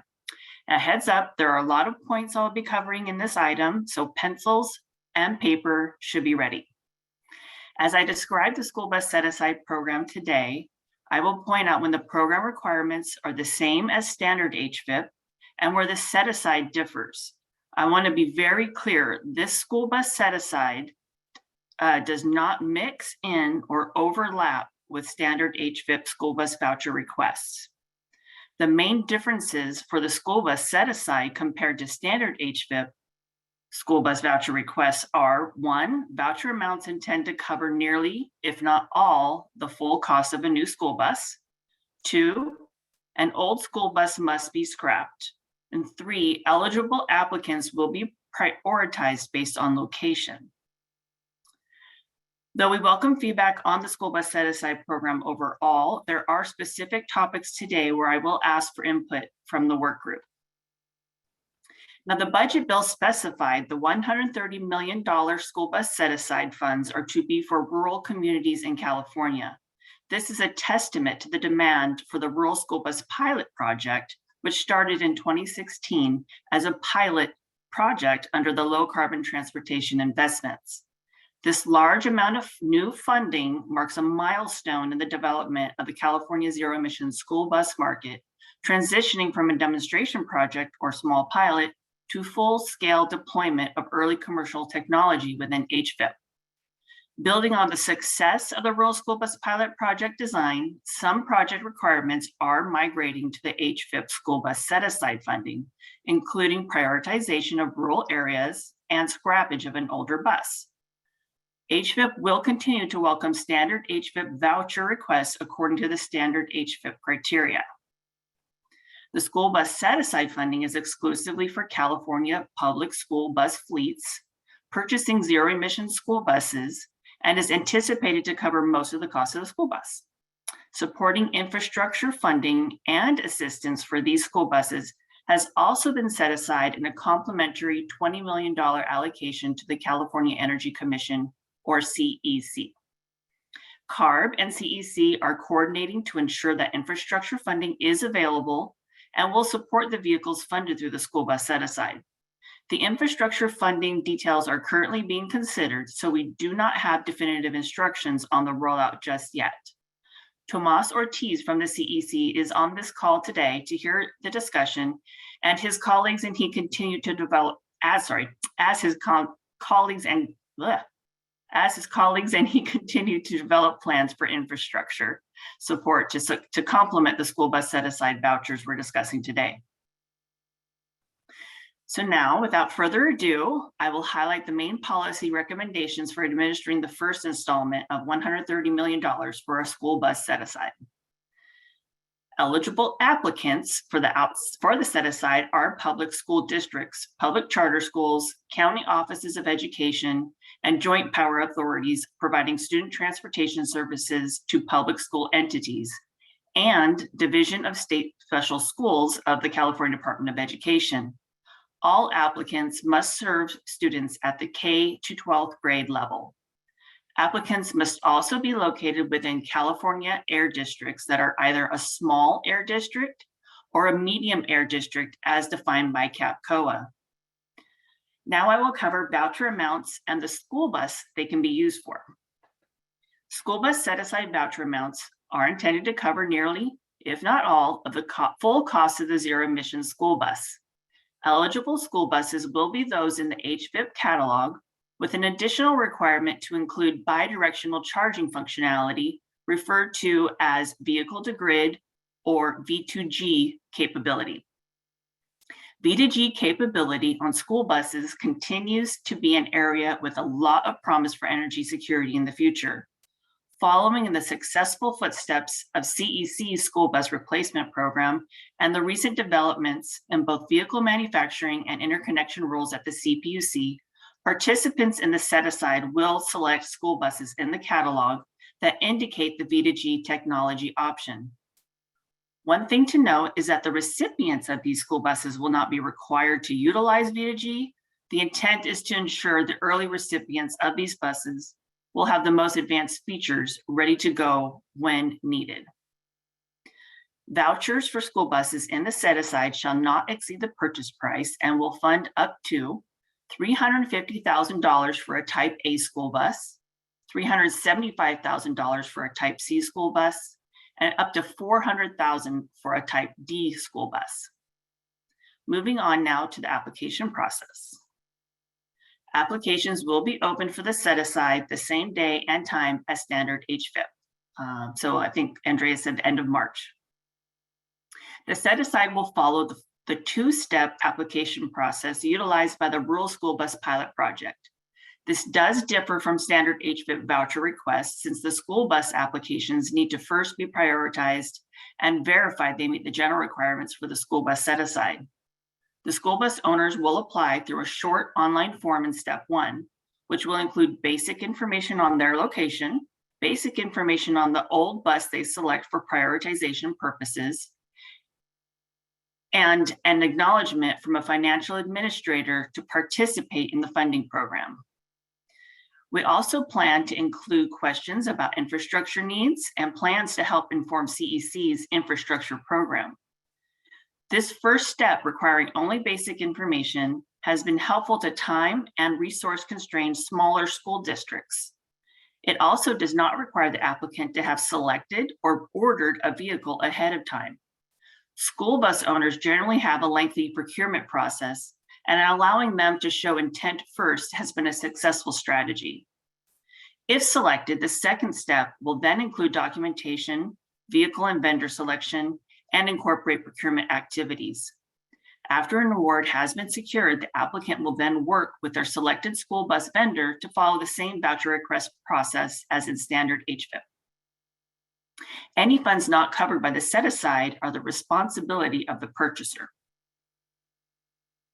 In order to align with standard HVIP's first come, first served model, while also prioritizing school bus replacements in the most impacted areas first, we are proposing to allow a 60-day open window for the initial Step 1 applications.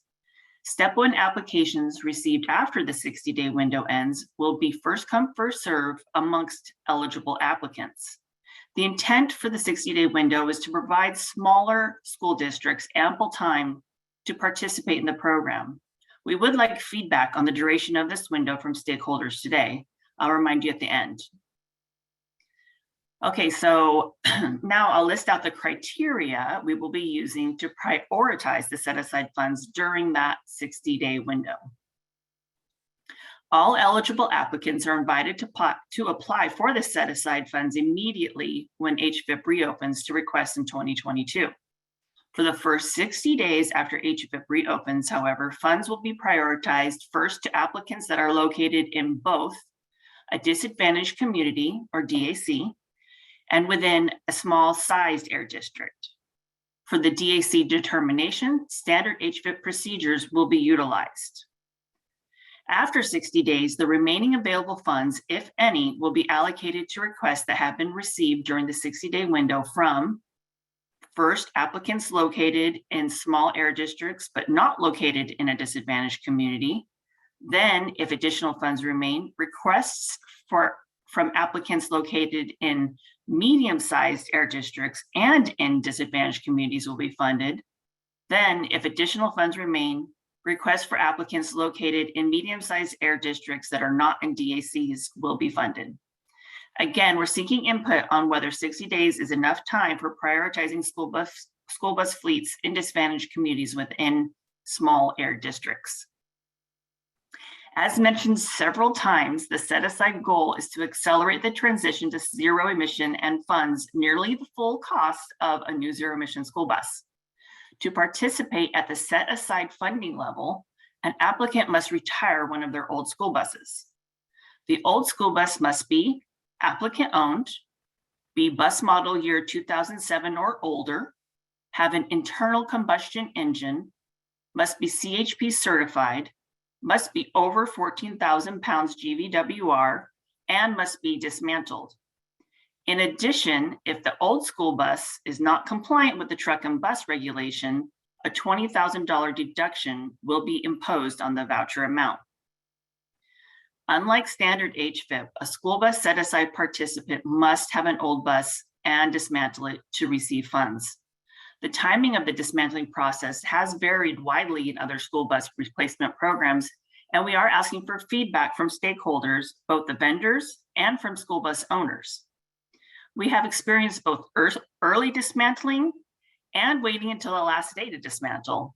Is there a happy medium that both supports the vendor receiving prompt payment for the bus, as well as allowing the new school bus owner time to become acquainted with and assured the new bus works for them? The rural school bus pilot project allowed 60 days for this, whereas the CEC school bus program allowed for 12 months before destroying the old bus. We do seek your input today on an appropriate deadline for the old school bus to be dismantled. This brings me to the end of my presentation. And to recap, here are the specific questions we hope to hear from the audience about. In order to align with standard HVIP's first come, first served model, while also prioritizing school bus replacements in the most impacted areas first, we are proposing to allow a 60-day open window for the initial applications. Is this enough time to give the priority school districts ample time to apply? And for dismantling, what time frame makes the most sense for requiring dismantling after the new school bus is delivered? 60 days, 90 days, 6 months, or longer? And finally, we intend to work directly with eligible school districts through a coordinated outreach effort with the CalSTART team. We'd love to hear your thoughts, tips, and tricks on getting the message out to eligible applicants about this exciting school bus replacement program in 2022. And this ends my notes and things to share for you, so you can put your pencils down, and I'm ready to answer any questions if there are. All right, it looks like our first question comes from Lisa McGee. Lisa, I have opened your line. You can unmute and begin speaking. Hi, yeah, I had a question about the fuel types. Is there any requirement associated with the scrapping on fuel type vehicles? Or is it any vehicle, as long as it meets the age limits? It's also should be an internal combustion. So there, it could be CNG or diesel, propane. And it does not it does not have to be a 1-for-1. So the old school bus that is going to be dismantled does not have to be the same one as that's going to be new. So you can dismantle a type A, but be getting a type D. So if that makes sense. Okay, I got that. So as far as feedback goes, I think I would say on the dismantling side, I think if we've seen, you said CEC had done 12 months. I think anything 6 months, depending on the size of the fleet that we're talking about. I think experiences are critical. You know, we're talking about dismantling something, a requirement either way. And I love making sure that fleets are never disrupted. And as long as that commitment's there, I think the 6 month is adequate to make sure that if all the unknowns could possibly happen, that they can recover immediately. So that would be my feedback. Thank you. Thank you. Our next question comes from Mark Roost. Mark, I've opened your line. You can unmute and begin speaking. Thank you very much. Rural school buses in California can be in good condition and highly suitable for conversion to full battery electric. A technology is available and ready for manufacturing, which will cost less than half the cost of a new bus, including refurbishing the bus. In volume and starting in late 2022, it can cost a third as much. And the person who did this converted a 40-foot Bluebird school bus to full battery electric about 8 years ago. His company was stolen from him. So he's had to start over a couple, and improve the technology that he's working with. He has said he can put a 230 or 300 kilowatt hour battery pack into a bus and give it over 100 miles range. And there's really no reason to require destruction of a bus that is in relatively good condition just because it has a polluting drivetrain. Yeah, that can you give me there's more, but can you give me a response to that part so far? Sure. So right now, the $130 million, which is this first year installment, is going to be funding current vehicles approved on the HVIP catalog, and but also must be. Oh no, I think that's it. So well, so the business strategy. I'm in a battery and solar startup, and he's going to use our batteries once we get funded and once we get them developed. But his situation is that he needs to get into production, into volume. He would basically try to get the money to get a bus and convert it and bring it in to certify it with CARB. And then it would be a certified conversion as opposed to a certified new vehicle. That's what I'm driving at. Okay, so well, I'm not exactly familiar enough with how HVIP vehicles are approved to get onto the HVIP catalog, but it sounds like that's something you need to work out with. Well, what he has said is that it's simply a matter of showing an inspection that shows that there's no combustion equipment on the bus and that the bus works. So the bus performs better than a diesel bus, better than other electric buses, and in terms of hill climbing ability and top speed. And with the 230 to 300 kilowatt hour battery pack, it has the range necessary, and those can be modified. So it's simply a straight policy question. You have a bus that exists that is in sound condition physically, and has a diesel or propane or natural gas engine. And instead of destroying this perfectly fine bus, you would take out the engine and replace it with an electric motor, and you would put in the controls and the batteries, and voila, you have a bus that has a transmission. And if the transmission is worn, you put in a brand new Allison transmission, the 6-speed fully automatic. Okay. So you paint the bus and clean up and reupholster the seats. So it's like, why wouldn't you want to allow that and force a bus that costs 2 to 3 times as much to be purchased, so that you can make your program go 2 to 3 times as far in terms of the number of buses converted as you can the number of new buses purchased. Yeah, that sounds like a really interesting option, but at this time, the way that the $130 million has been set aside, in the budget bill, it specified zero-emission school buses, not conversions. So Okay. I don't want to get too deep into details. You're welcome to contact us. That was a good answer. I mean, that was a clear, incontrovertible answer. Okay. So we would like to know, we would like to find other programs that support conversions. Okay. Yeah. The only thing I can offer right now is that there is the EPA Clean School Bus program that they are developing, which is also for zero-emission school buses, but also clean school buses. So there might be an opportunity to look at what they're thinking of at the US EPA level too. Yeah, well, we're definitely zero emission. We're talking about a full battery electric bus with solar power. Great. Solar power for the stationary infrastructure and stationary batteries, and full battery electric. If you take the engine out and put a motor in, okay. And, right, but sir, okay, I'll let you go.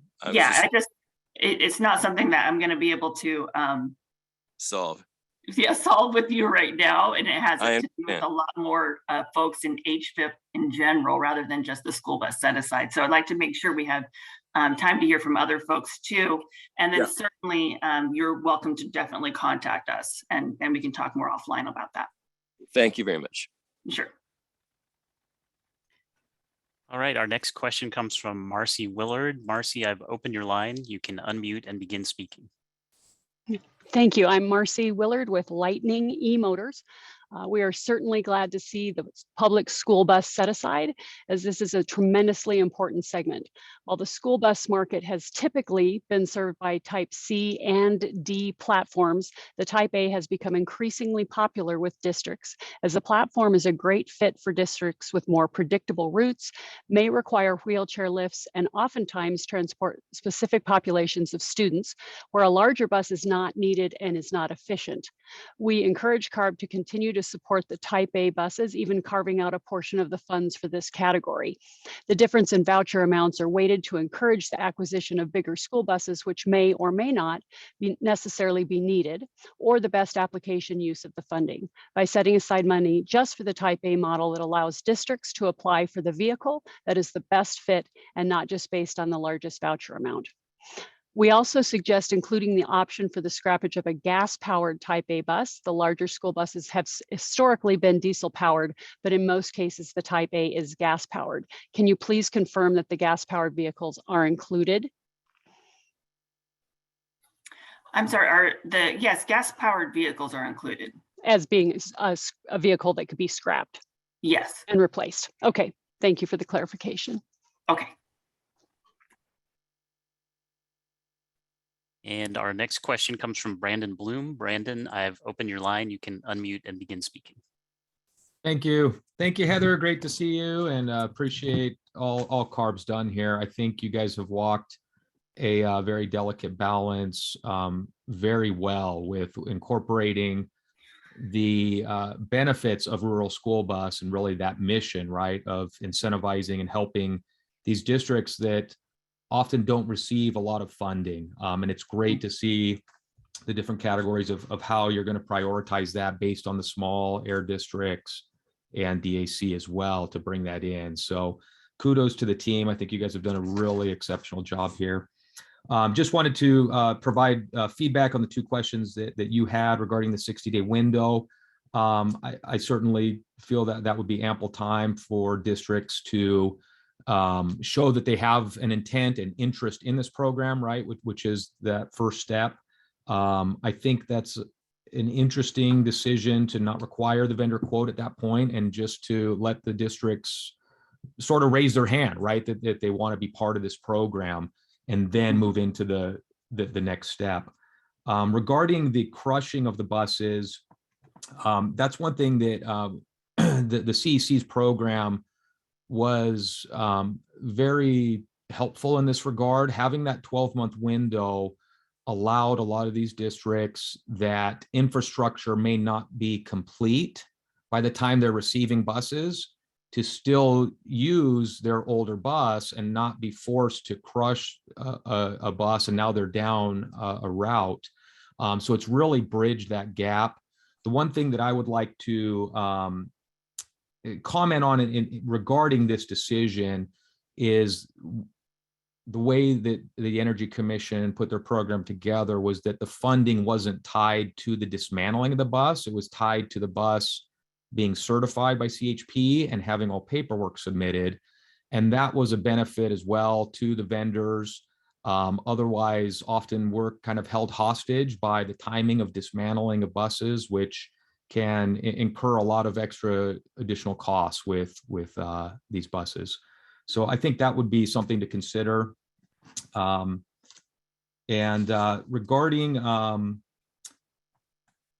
the DAC, I think that's just a critical piece of this, and I'm just really pleased to see that's being included. That was my concern with not weighting that in the general, but here it is being weighted, and that's where it needs to be for these school districts. So I think that's a great job. Okay, great. Always nice to hear from you too, Brandon. Thanks, Heather.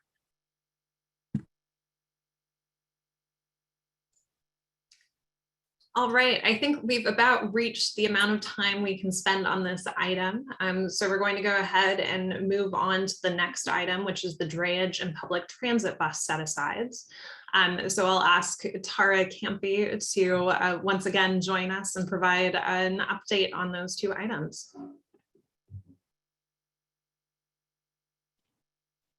Great, thank you, Andrea. As previously mentioned, there are vocational carve-outs in the 2022 HVIP funding for public transit vehicles and for drayage vehicles in the amount of $70 million for public transit buses meeting the definition in the implementation manual and 75 for drayage vehicles, again, meeting the definition in the implementation manual. HVIP will continue to allow standard HVIP voucher requests for any requests that exceed the allocations for these vocations in out of standard HVIP funding, fund availability permitting. And there were a couple questions about this in relation to randomization. If demand warrants, there will be randomization within the set-asides within their own cohort, not commingled with the standard HVIP requests. So for example, if the requests for all 70 million of transit vouchers were requested within the first 24 hours, there would be randomization within those transit voucher requests, not commingled with other requests.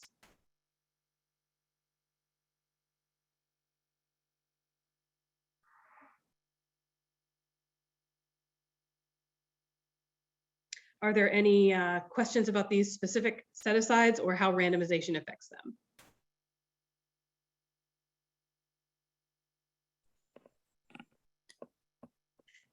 Tara, we don't have any. Oh, it looks like we have one question from Jamie Levin. Jamie, I've opened your line. You can unmute and begin speaking. Hey, Jason, thank you. Jamie Levin from the Center for Transportation and the Environment. I'm going to ask a question, Tara, but I may, as Andrea previously said, this may really fall into the policy arena, but I do want to raise the question. So basically, Class 8 fuel cell trucks are entering the market now with really proven performance. We're seeing longer ranges up to 500 miles, heavier payload capacity, and faster throughput because of really fast refueling times. But clearly, I mean, these trucks are more costly because they're still in the early commercial stage. The 90% rule does not include federal excise tax or sales tax. And given the still very high cost of the fuel cell trucks, taxes can be a significant additional cost. Would CARB consider a revised allocation formula that would enable a higher subsidy up to the $240,000, $300,000 caps for Class 8 fuel cell trucks in order to achieve diesel price parity or near diesel price parity? That's my question. I know it's a bit off subject, but I could only see this place in the agenda to raise it. So. Yeah, thank you, Jamie. That's a question for future policy implementation as those vehicles continue to come to market. And if there's no other comment on that, I had a couple of others related to this topic. Are shipping costs an eligible reimbursement expense? No. Can HVIP funded trucks domiciled in California but operate to maybe destinations outside of the state as long as they return to California?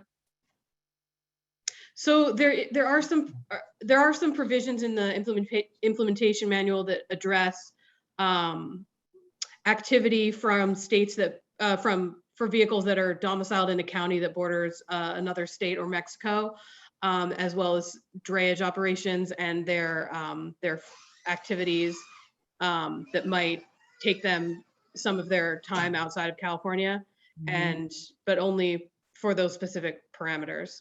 Right. And I think that would fit. And last question is, does the drayage definition include transport to and from a Central Valley intermodal rail yard? Yes, so the drayage definition requires a concession agreement or port of entry permission documentation from any port or intermodal or rail yard facility in the state.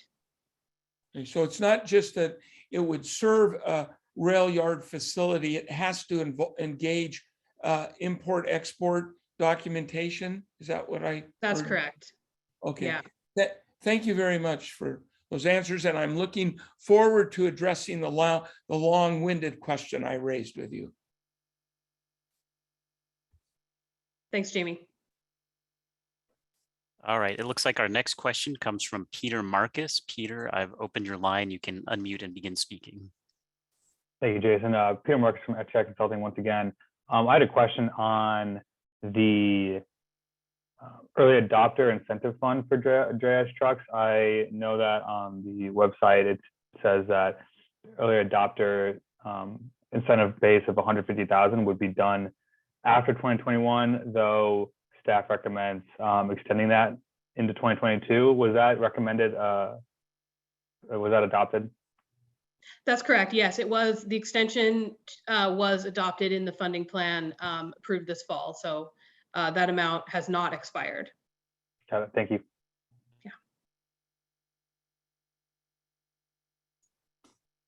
All right, well, that appears to be it for raised hands. I know that there are a couple of questions that we've seen come into the Q&A box that I'll ask related to this topic. So I'll ask Tara to address those, but we'll move on to the other topic now.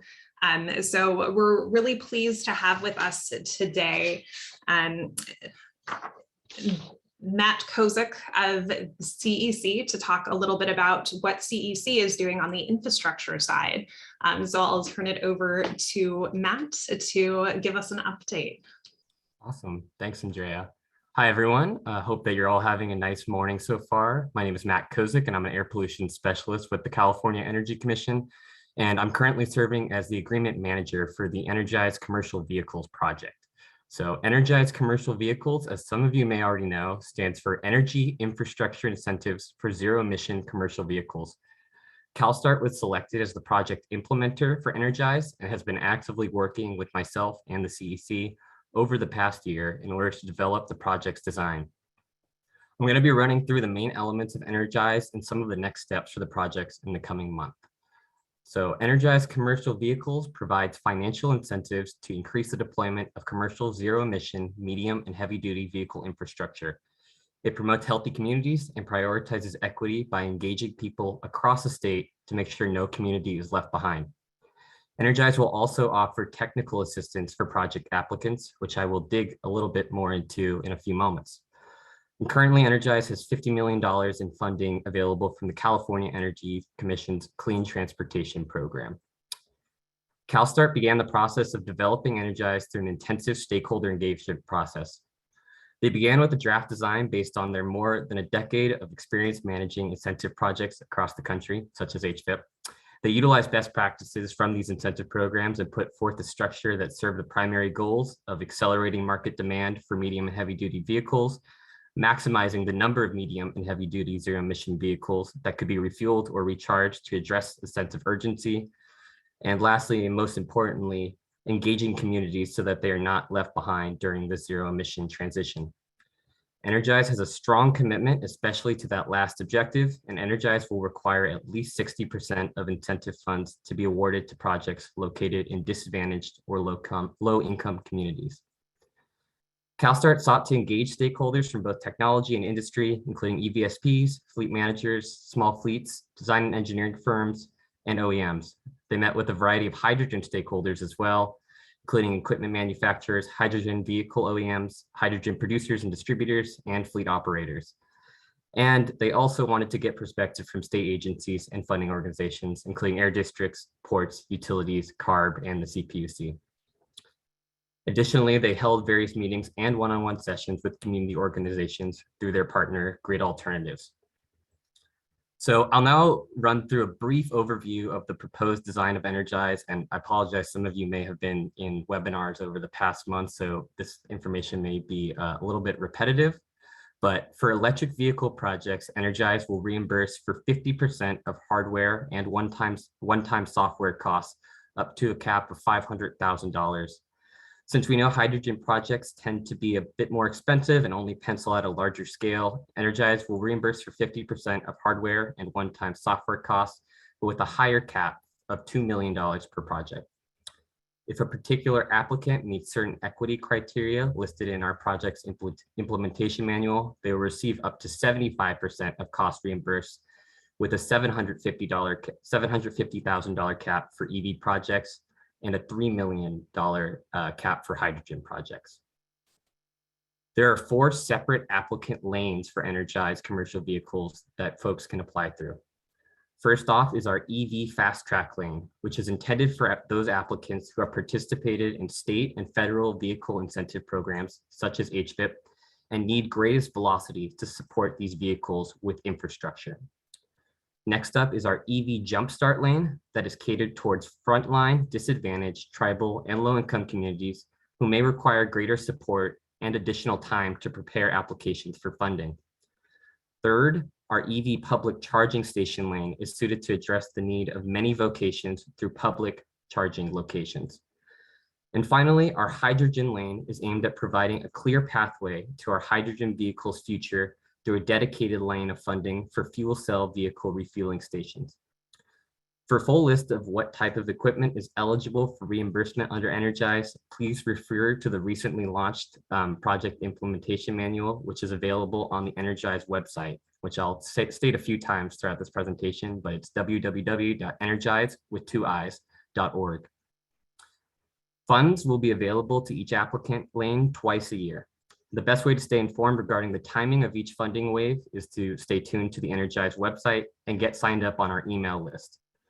Our EV Fast Track lane will award funds based on a first come, first served approach, similar to HVIP iterations in the past, in order to respond more quickly to the urgent need for medium and heavy duty zero emission vehicle infrastructure.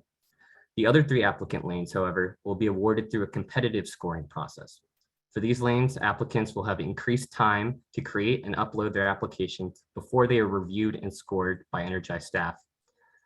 Over the next year, CalSTART will also work with the CEC to develop specific strategies for future funding, including carve-outs for school bus, transit bus, and drayage vehicle zero-emission infrastructure. In addition, we'll be closely working with CARB staff over the next few months in order to coordinate future Energize funds with HVIP. One of the key components of Energize is the Infrastructure Readiness Center, also known as the IRC. Energize aims to make infrastructure technology accessible to as many users as possible by providing this technical assistance through the IRC. The IRC is built into the Energize main website, again, energize.org, and it houses a variety of tools and resources, including an online infrastructure insight tool to help you evaluate your own infrastructure needs and estimate price, a funding finder tool to help you ID other sources of funding available in your particular zip code, and a vehicle total cost of ownership calculator to help you estimate the lifetime cost and value of zero-emission vehicles for your own fleet. Most importantly, however, the IRC currently houses our draft implementation manual and will soon house project application documents. You all will need to get familiar with the implementation manual if you're planning on applying for funding. And again, that manual is available at the IRC, which is housed on the Energize website. Again, energize.org. I wanted to wrap up here and just say thank you all for your time today and allowing me to run through a quick overview of Energize commercial vehicles. We're currently wrapping up project design and aim to open our first funding publicly through the EV Fast Track lane sometime later this quarter. And I would just advise everyone to stay tuned and refer to the Energize website for the most updated timelines and information regarding this project. I'm happy to answer any questions that folks may have, but I'd also like to reiterate that a lot of detailed questions can probably be answered through the draft implementation manual on the Energize website. So I'll say thank you all and hope you all have a great day. And I'm going to lastly drop some important links into the chat, including the website and the CEC's Energize web docket. All right, our first question comes from Jamie Levin. Jamie, I've opened your line. You can unmute and begin speaking. Well, thanks, Jason. It's Jamie Levin with the Center for Transportation and the Environment. Hey, Matt, unfortunately, there's so many workshops going on. I have missed some of yours, but I had 2 questions. One, the focus of Energize has been for fueling infrastructure. And as it relates to hydrogen, there's an important component in infrastructure, which is maintenance facility upgrades. And I've seen nothing in your manual or in discussion, and I may have missed it, that addresses Energize subsidizing upgrades to facilities, which is absolutely critical to be able to maintain vehicles. That's my first question. I'd like to get your response before I ask my second.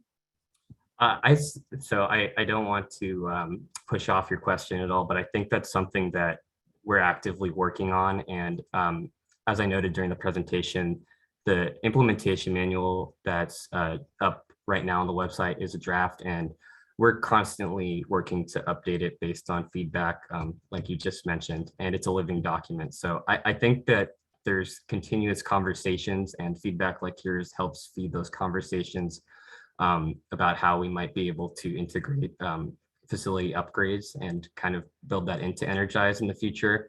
But I would just say for now, it's not something that that's currently in the implementation manual, like you said. Yeah, I think I really think that's, without that, you're missing an important component to be able to provide, fueling in vehicles in the hydrogen sector. The other question I had is stacking. Are there limits to what these funds can be used to stack with, let's say, other CARB or CEC funds? They can't be stacked with other CEC funds, but CARB funds would be all right. Okay, thank you very much. No problem. Our next caller is Ray Pingle. Ray, I've opened your line. You can unmute and begin speaking. Hi, Matt. Ray Pingle, Sierra Club, California. Hi. So the question I have is, did you allude to the fact that you're working on maybe using Energize, but maybe with a kind of an extension of your current programs to support the infrastructure funding that's available for the set aside categories of funds under under HVIP? So for example, we just heard the discussion on the rural school buses, and that's got 130 million for the vehicles, but then the CEC has got 20 million set aside for infrastructure to support those school bus projects. So are you going to use Energize as the vehicle to manage those funds, or how does that work? That's a great question, Ray. Thank you. So I would say that the CEC, currently we've been working on just the basic structure of Energize, but in the last few months, we've really turned our attention to future funding, including those carve-outs, like you mentioned, for school bus, transit bus, and drayage vehicles. So I'd say our hope would be to build into Energize outlets for each of those carve-out fundings, and it's kind of TBD on what that will exactly look like. And particularly when we're talking about school buses, I believe we'll have a lot of support from the CEC school bus unit, and some of those funds, but not all, might flow through Energize. And again, that kind of is TBD depending on how this first wave of Energize goes. But it's something, especially for drayage and transit, that we would like to build and flow those funds through Energize. But we might have to develop particular applicant lanes a little bit further when we're actually putting that funding into it. If I could ask Heather then, like, for example, on the school buses, how does the CEC's timeline for that's to be determined, would that slow down the ability of school districts to get their buses and get their infrastructure funding at the same time?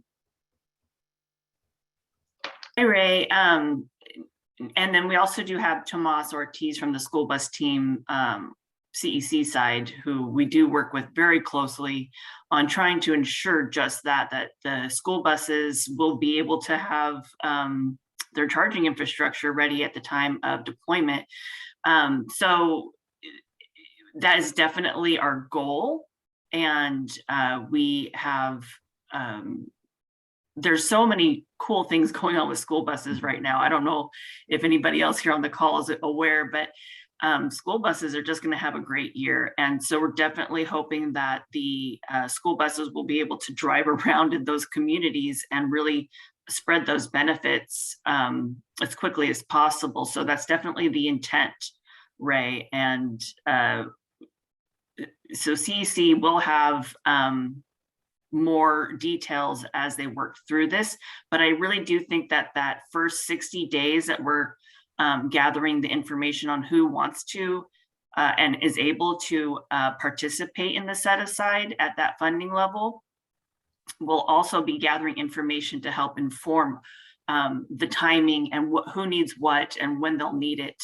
Because there are over 110 school districts already operating at least one zero-emission vehicle or school bus in this state. So we are going to be finding out who has nothing, and really needs a lot of help, but also who maybe already has some charging infrastructure nearby that they're going to be able to utilize. So that will definitely all be the goal, though, is to make sure that everything works seamlessly. Okay, if I could just make one more quick comment. So given all of that, I mean, if the money for the school buses, that's an example, and I have the same conceptual question and concern, if you will, for drayage and transit buses. But if the money's going to be available for HVIP, by the end of March, and certainly at school buses, there's a lot of OEMs with electric school buses, and I don't track carefully their delivery times, but something could happen this year easily. And so it's going to be important for the CEC to be able to catch that and manage the infrastructure. So, Matt, I know you're just a messenger, but you probably already know this, but I think the sooner you all can get something in place, the better, so as not to slow these critical projects down. Thank you very much.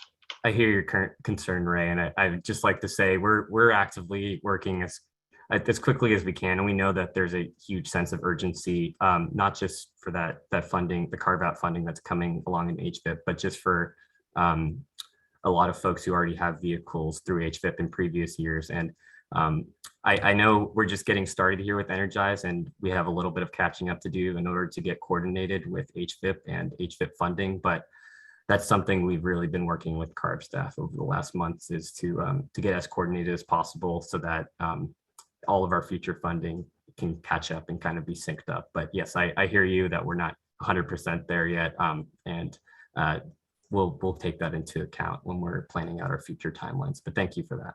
Yeah, Energize is a great program, and y'all are working very hard with all kinds of new projects, so I empathize. Thank you very much, Matt. Thank you.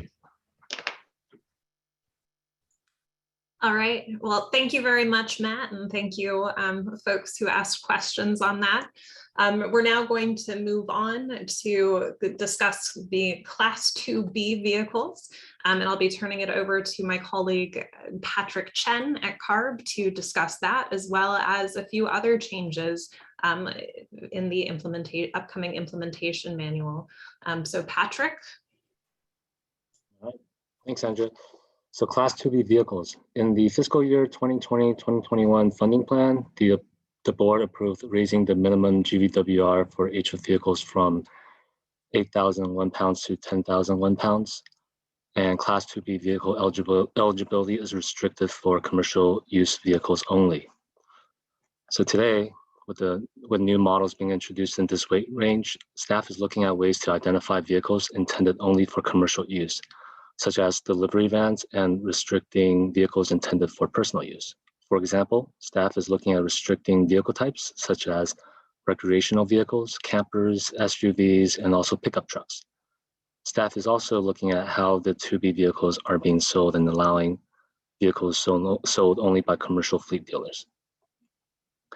As for the funding amount, we're evaluating battery and drivetrain costs and working with manufacturers to set the funding amount for Class 2B vehicles, with the goal of covering a portion of the incremental cost, but not the total incremental cost. And for the sake of time, I'd like to jump to next steps and run through a number of the updates we're making in the IM, the implementation manual. A majority of the updates to the IM will be on clarifying existing HVIP requirements. So first, defining eligible purchasers. So for HVIP, a purchaser is a fleet or individual owner operator who will operate the vehicle after voucher redemption. A purchaser cannot be a manufacturer, dealership, or leasing company that enters into an agreement with another party to operate the vehicle. Now, moving forward, as the program is continuing to grow and we're getting a lot of voucher requests, we like to better streamline HVIP voucher processing and identify the different parties involved. Oftentimes, these deals are very complicated and takes a lot of resources to work through the details. So, for example, we're looking at registering entities or identifying them in HVIP transactions as either a dealer, OEM, or leasing company. And once identified, these entities will no longer be eligible to be a purchaser in HVIP. Second, we're looking at restricting the use of residential addresses for the vehicle domicile location, but permitted on a case-by-case basis. Next, we're also going to be clarifying eligible resale transactions. And to summarize, if a vehicle is being resold, the vehicle and fleet will need to meet all the requirements of a new HVIP transaction, including the fleet cap limits, and the vehicle cannot be used in rental applications. Next, we're going to be clarifying the current requirements on eligible vehicles and eligible transactions. A manufacturer providing only the ZEV powertrain and requesting a voucher is strictly prohibited. Also, a chassis cannot be provided separately by the fleet to have the powertrain installed. HVIP funds complete vehicles, and transactions involving incomplete vehicles and powertrains are not eligible for HVIP funding. And finally, we're looking at requiring proof that dealer has a California dealer license to sell new vehicles to the public in California.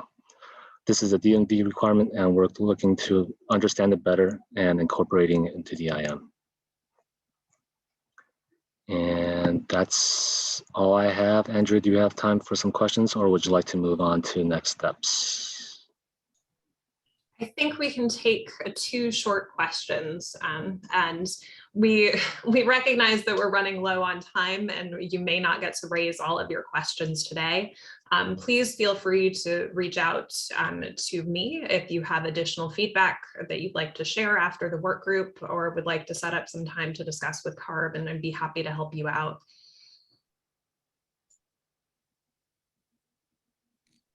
All right, it looks like we have a couple of questions in the queue. Lisa McGee, I have opened your line. You can unmute and begin speaking.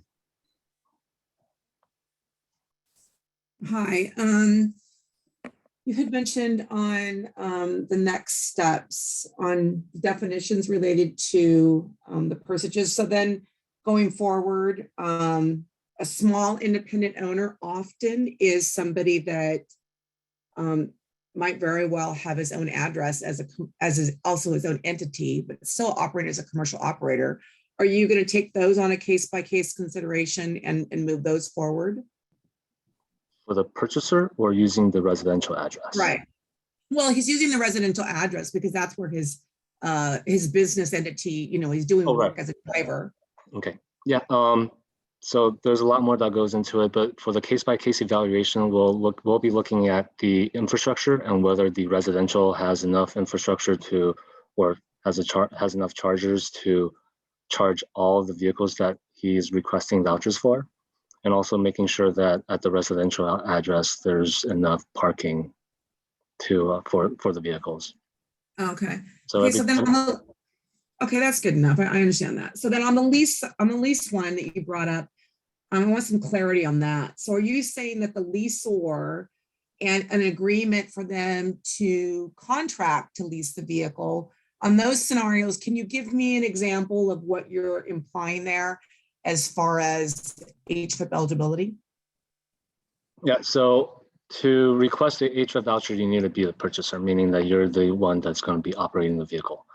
And the quote unquote benefit of the voucher is to go to the purchaser. To clarify that, oftentimes we have different types of deals, and what we're trying to clarify is avoiding situations where the voucher is going to the lessor and not ultimately going to the purchaser. Because in that transaction, that is not an eligible HVIP transaction. So it's just enforcing and clarifying current existing HVIP IM requirements. Okay, so then that's what I'm going to do a follow-up question. So on that example, if a lessor buys a vehicle in HVIP, as I guess in this example, and then they contract with an end user for 3 years. They're not allowed. Oh, so that's going to be new then. That's going to be not new. You're not allowed to enter into an agreement with another fleet, with another user to operate the vehicle. Even if it's 3 years or more. IM. Even if it's 3 years or more. Even if it's 3 years, you're not allowed to enter into an agreement with another entity. Okay, got it. Okay, got it. All right, and then you didn't mention anything on the soft cap. So I had a couple of clarifying questions on there as you guys go forward with next steps. Are you going to be doing some type of monitoring for the benefit of how vehicles really do get on the road? Because if we look back at 2021, you've got about 30 OEMs in there, and you've got about 9 OEMs that made no deliveries. And then you've also got seven OEMs that have got over 100 on the cap, and 2 of those have got well over 200 on the cap, including prior to 2021, and basically just including those in that example. So, looking at those numbers, we're looking at a deliverable of 1 or 2 vehicles weekly to stay on target. So I think it's important that as HVIP is oversubscribed and you've got good players and maybe mediocre players, I hope that you've got a program and mechanism to make sure that those are being run successfully so that we don't, I know you had a commenter early, that we don't fall back into this gap of 2 and 3 years, because those really do hurt customers and hurt the opportunity for people to get awarded an HVIP because they're being harbored or held hostage within the program without deliverables. So I hope you guys have some mechanism going forward for that. Yes, we do. So we do go through a case-by-case evaluation with the manufacturer. We look at past deliveries, and the future plans. And so that's the purpose of the soft cap. Right. So I guess what I have as a question, how would someone be moving nothing forward in 2021? So just, kind of keeping track on that. Are you guys going to be providing us information on that? Yeah, I believe there is a table that one can request. Tara, correct me if I'm wrong, but it is information that's available. Okay, thank you. Yeah, there's a section in the manual that goes through some details about what CARB needs to have for a cap exceedance to be evaluated. Oh, okay, great, thanks. All right. Unfortunately, we are at 11:59, so we are just about at the end of today's work group. So I want to thank everyone for attending. I know we may have not been able to get to all of your questions. So I'd encourage folks to, if you have remaining questions, you're welcome to type them into the Q&A box. We will get a copy of all of the questions that we have not been able to get to in the Q&A box, and we'll review those and respond to you via email as needed. And you're also welcome to reach out to me if you have additional comments or if you would like to discuss anything with CARB. I will put my email into the chat now. So again, thank you all for participating. Your feedback really helps us to build a much stronger program, and we appreciate your time and participation. So we look forward to continuing to engage with you over the course of the upcoming year as HVIP reopens and as we're considering future policy changes to HVIP as part of our funding plan process. So we'll keep the line open for just a couple of minutes afterwards so that people can finish typing their last comments into the chat box. But again, thank you all for your participation today.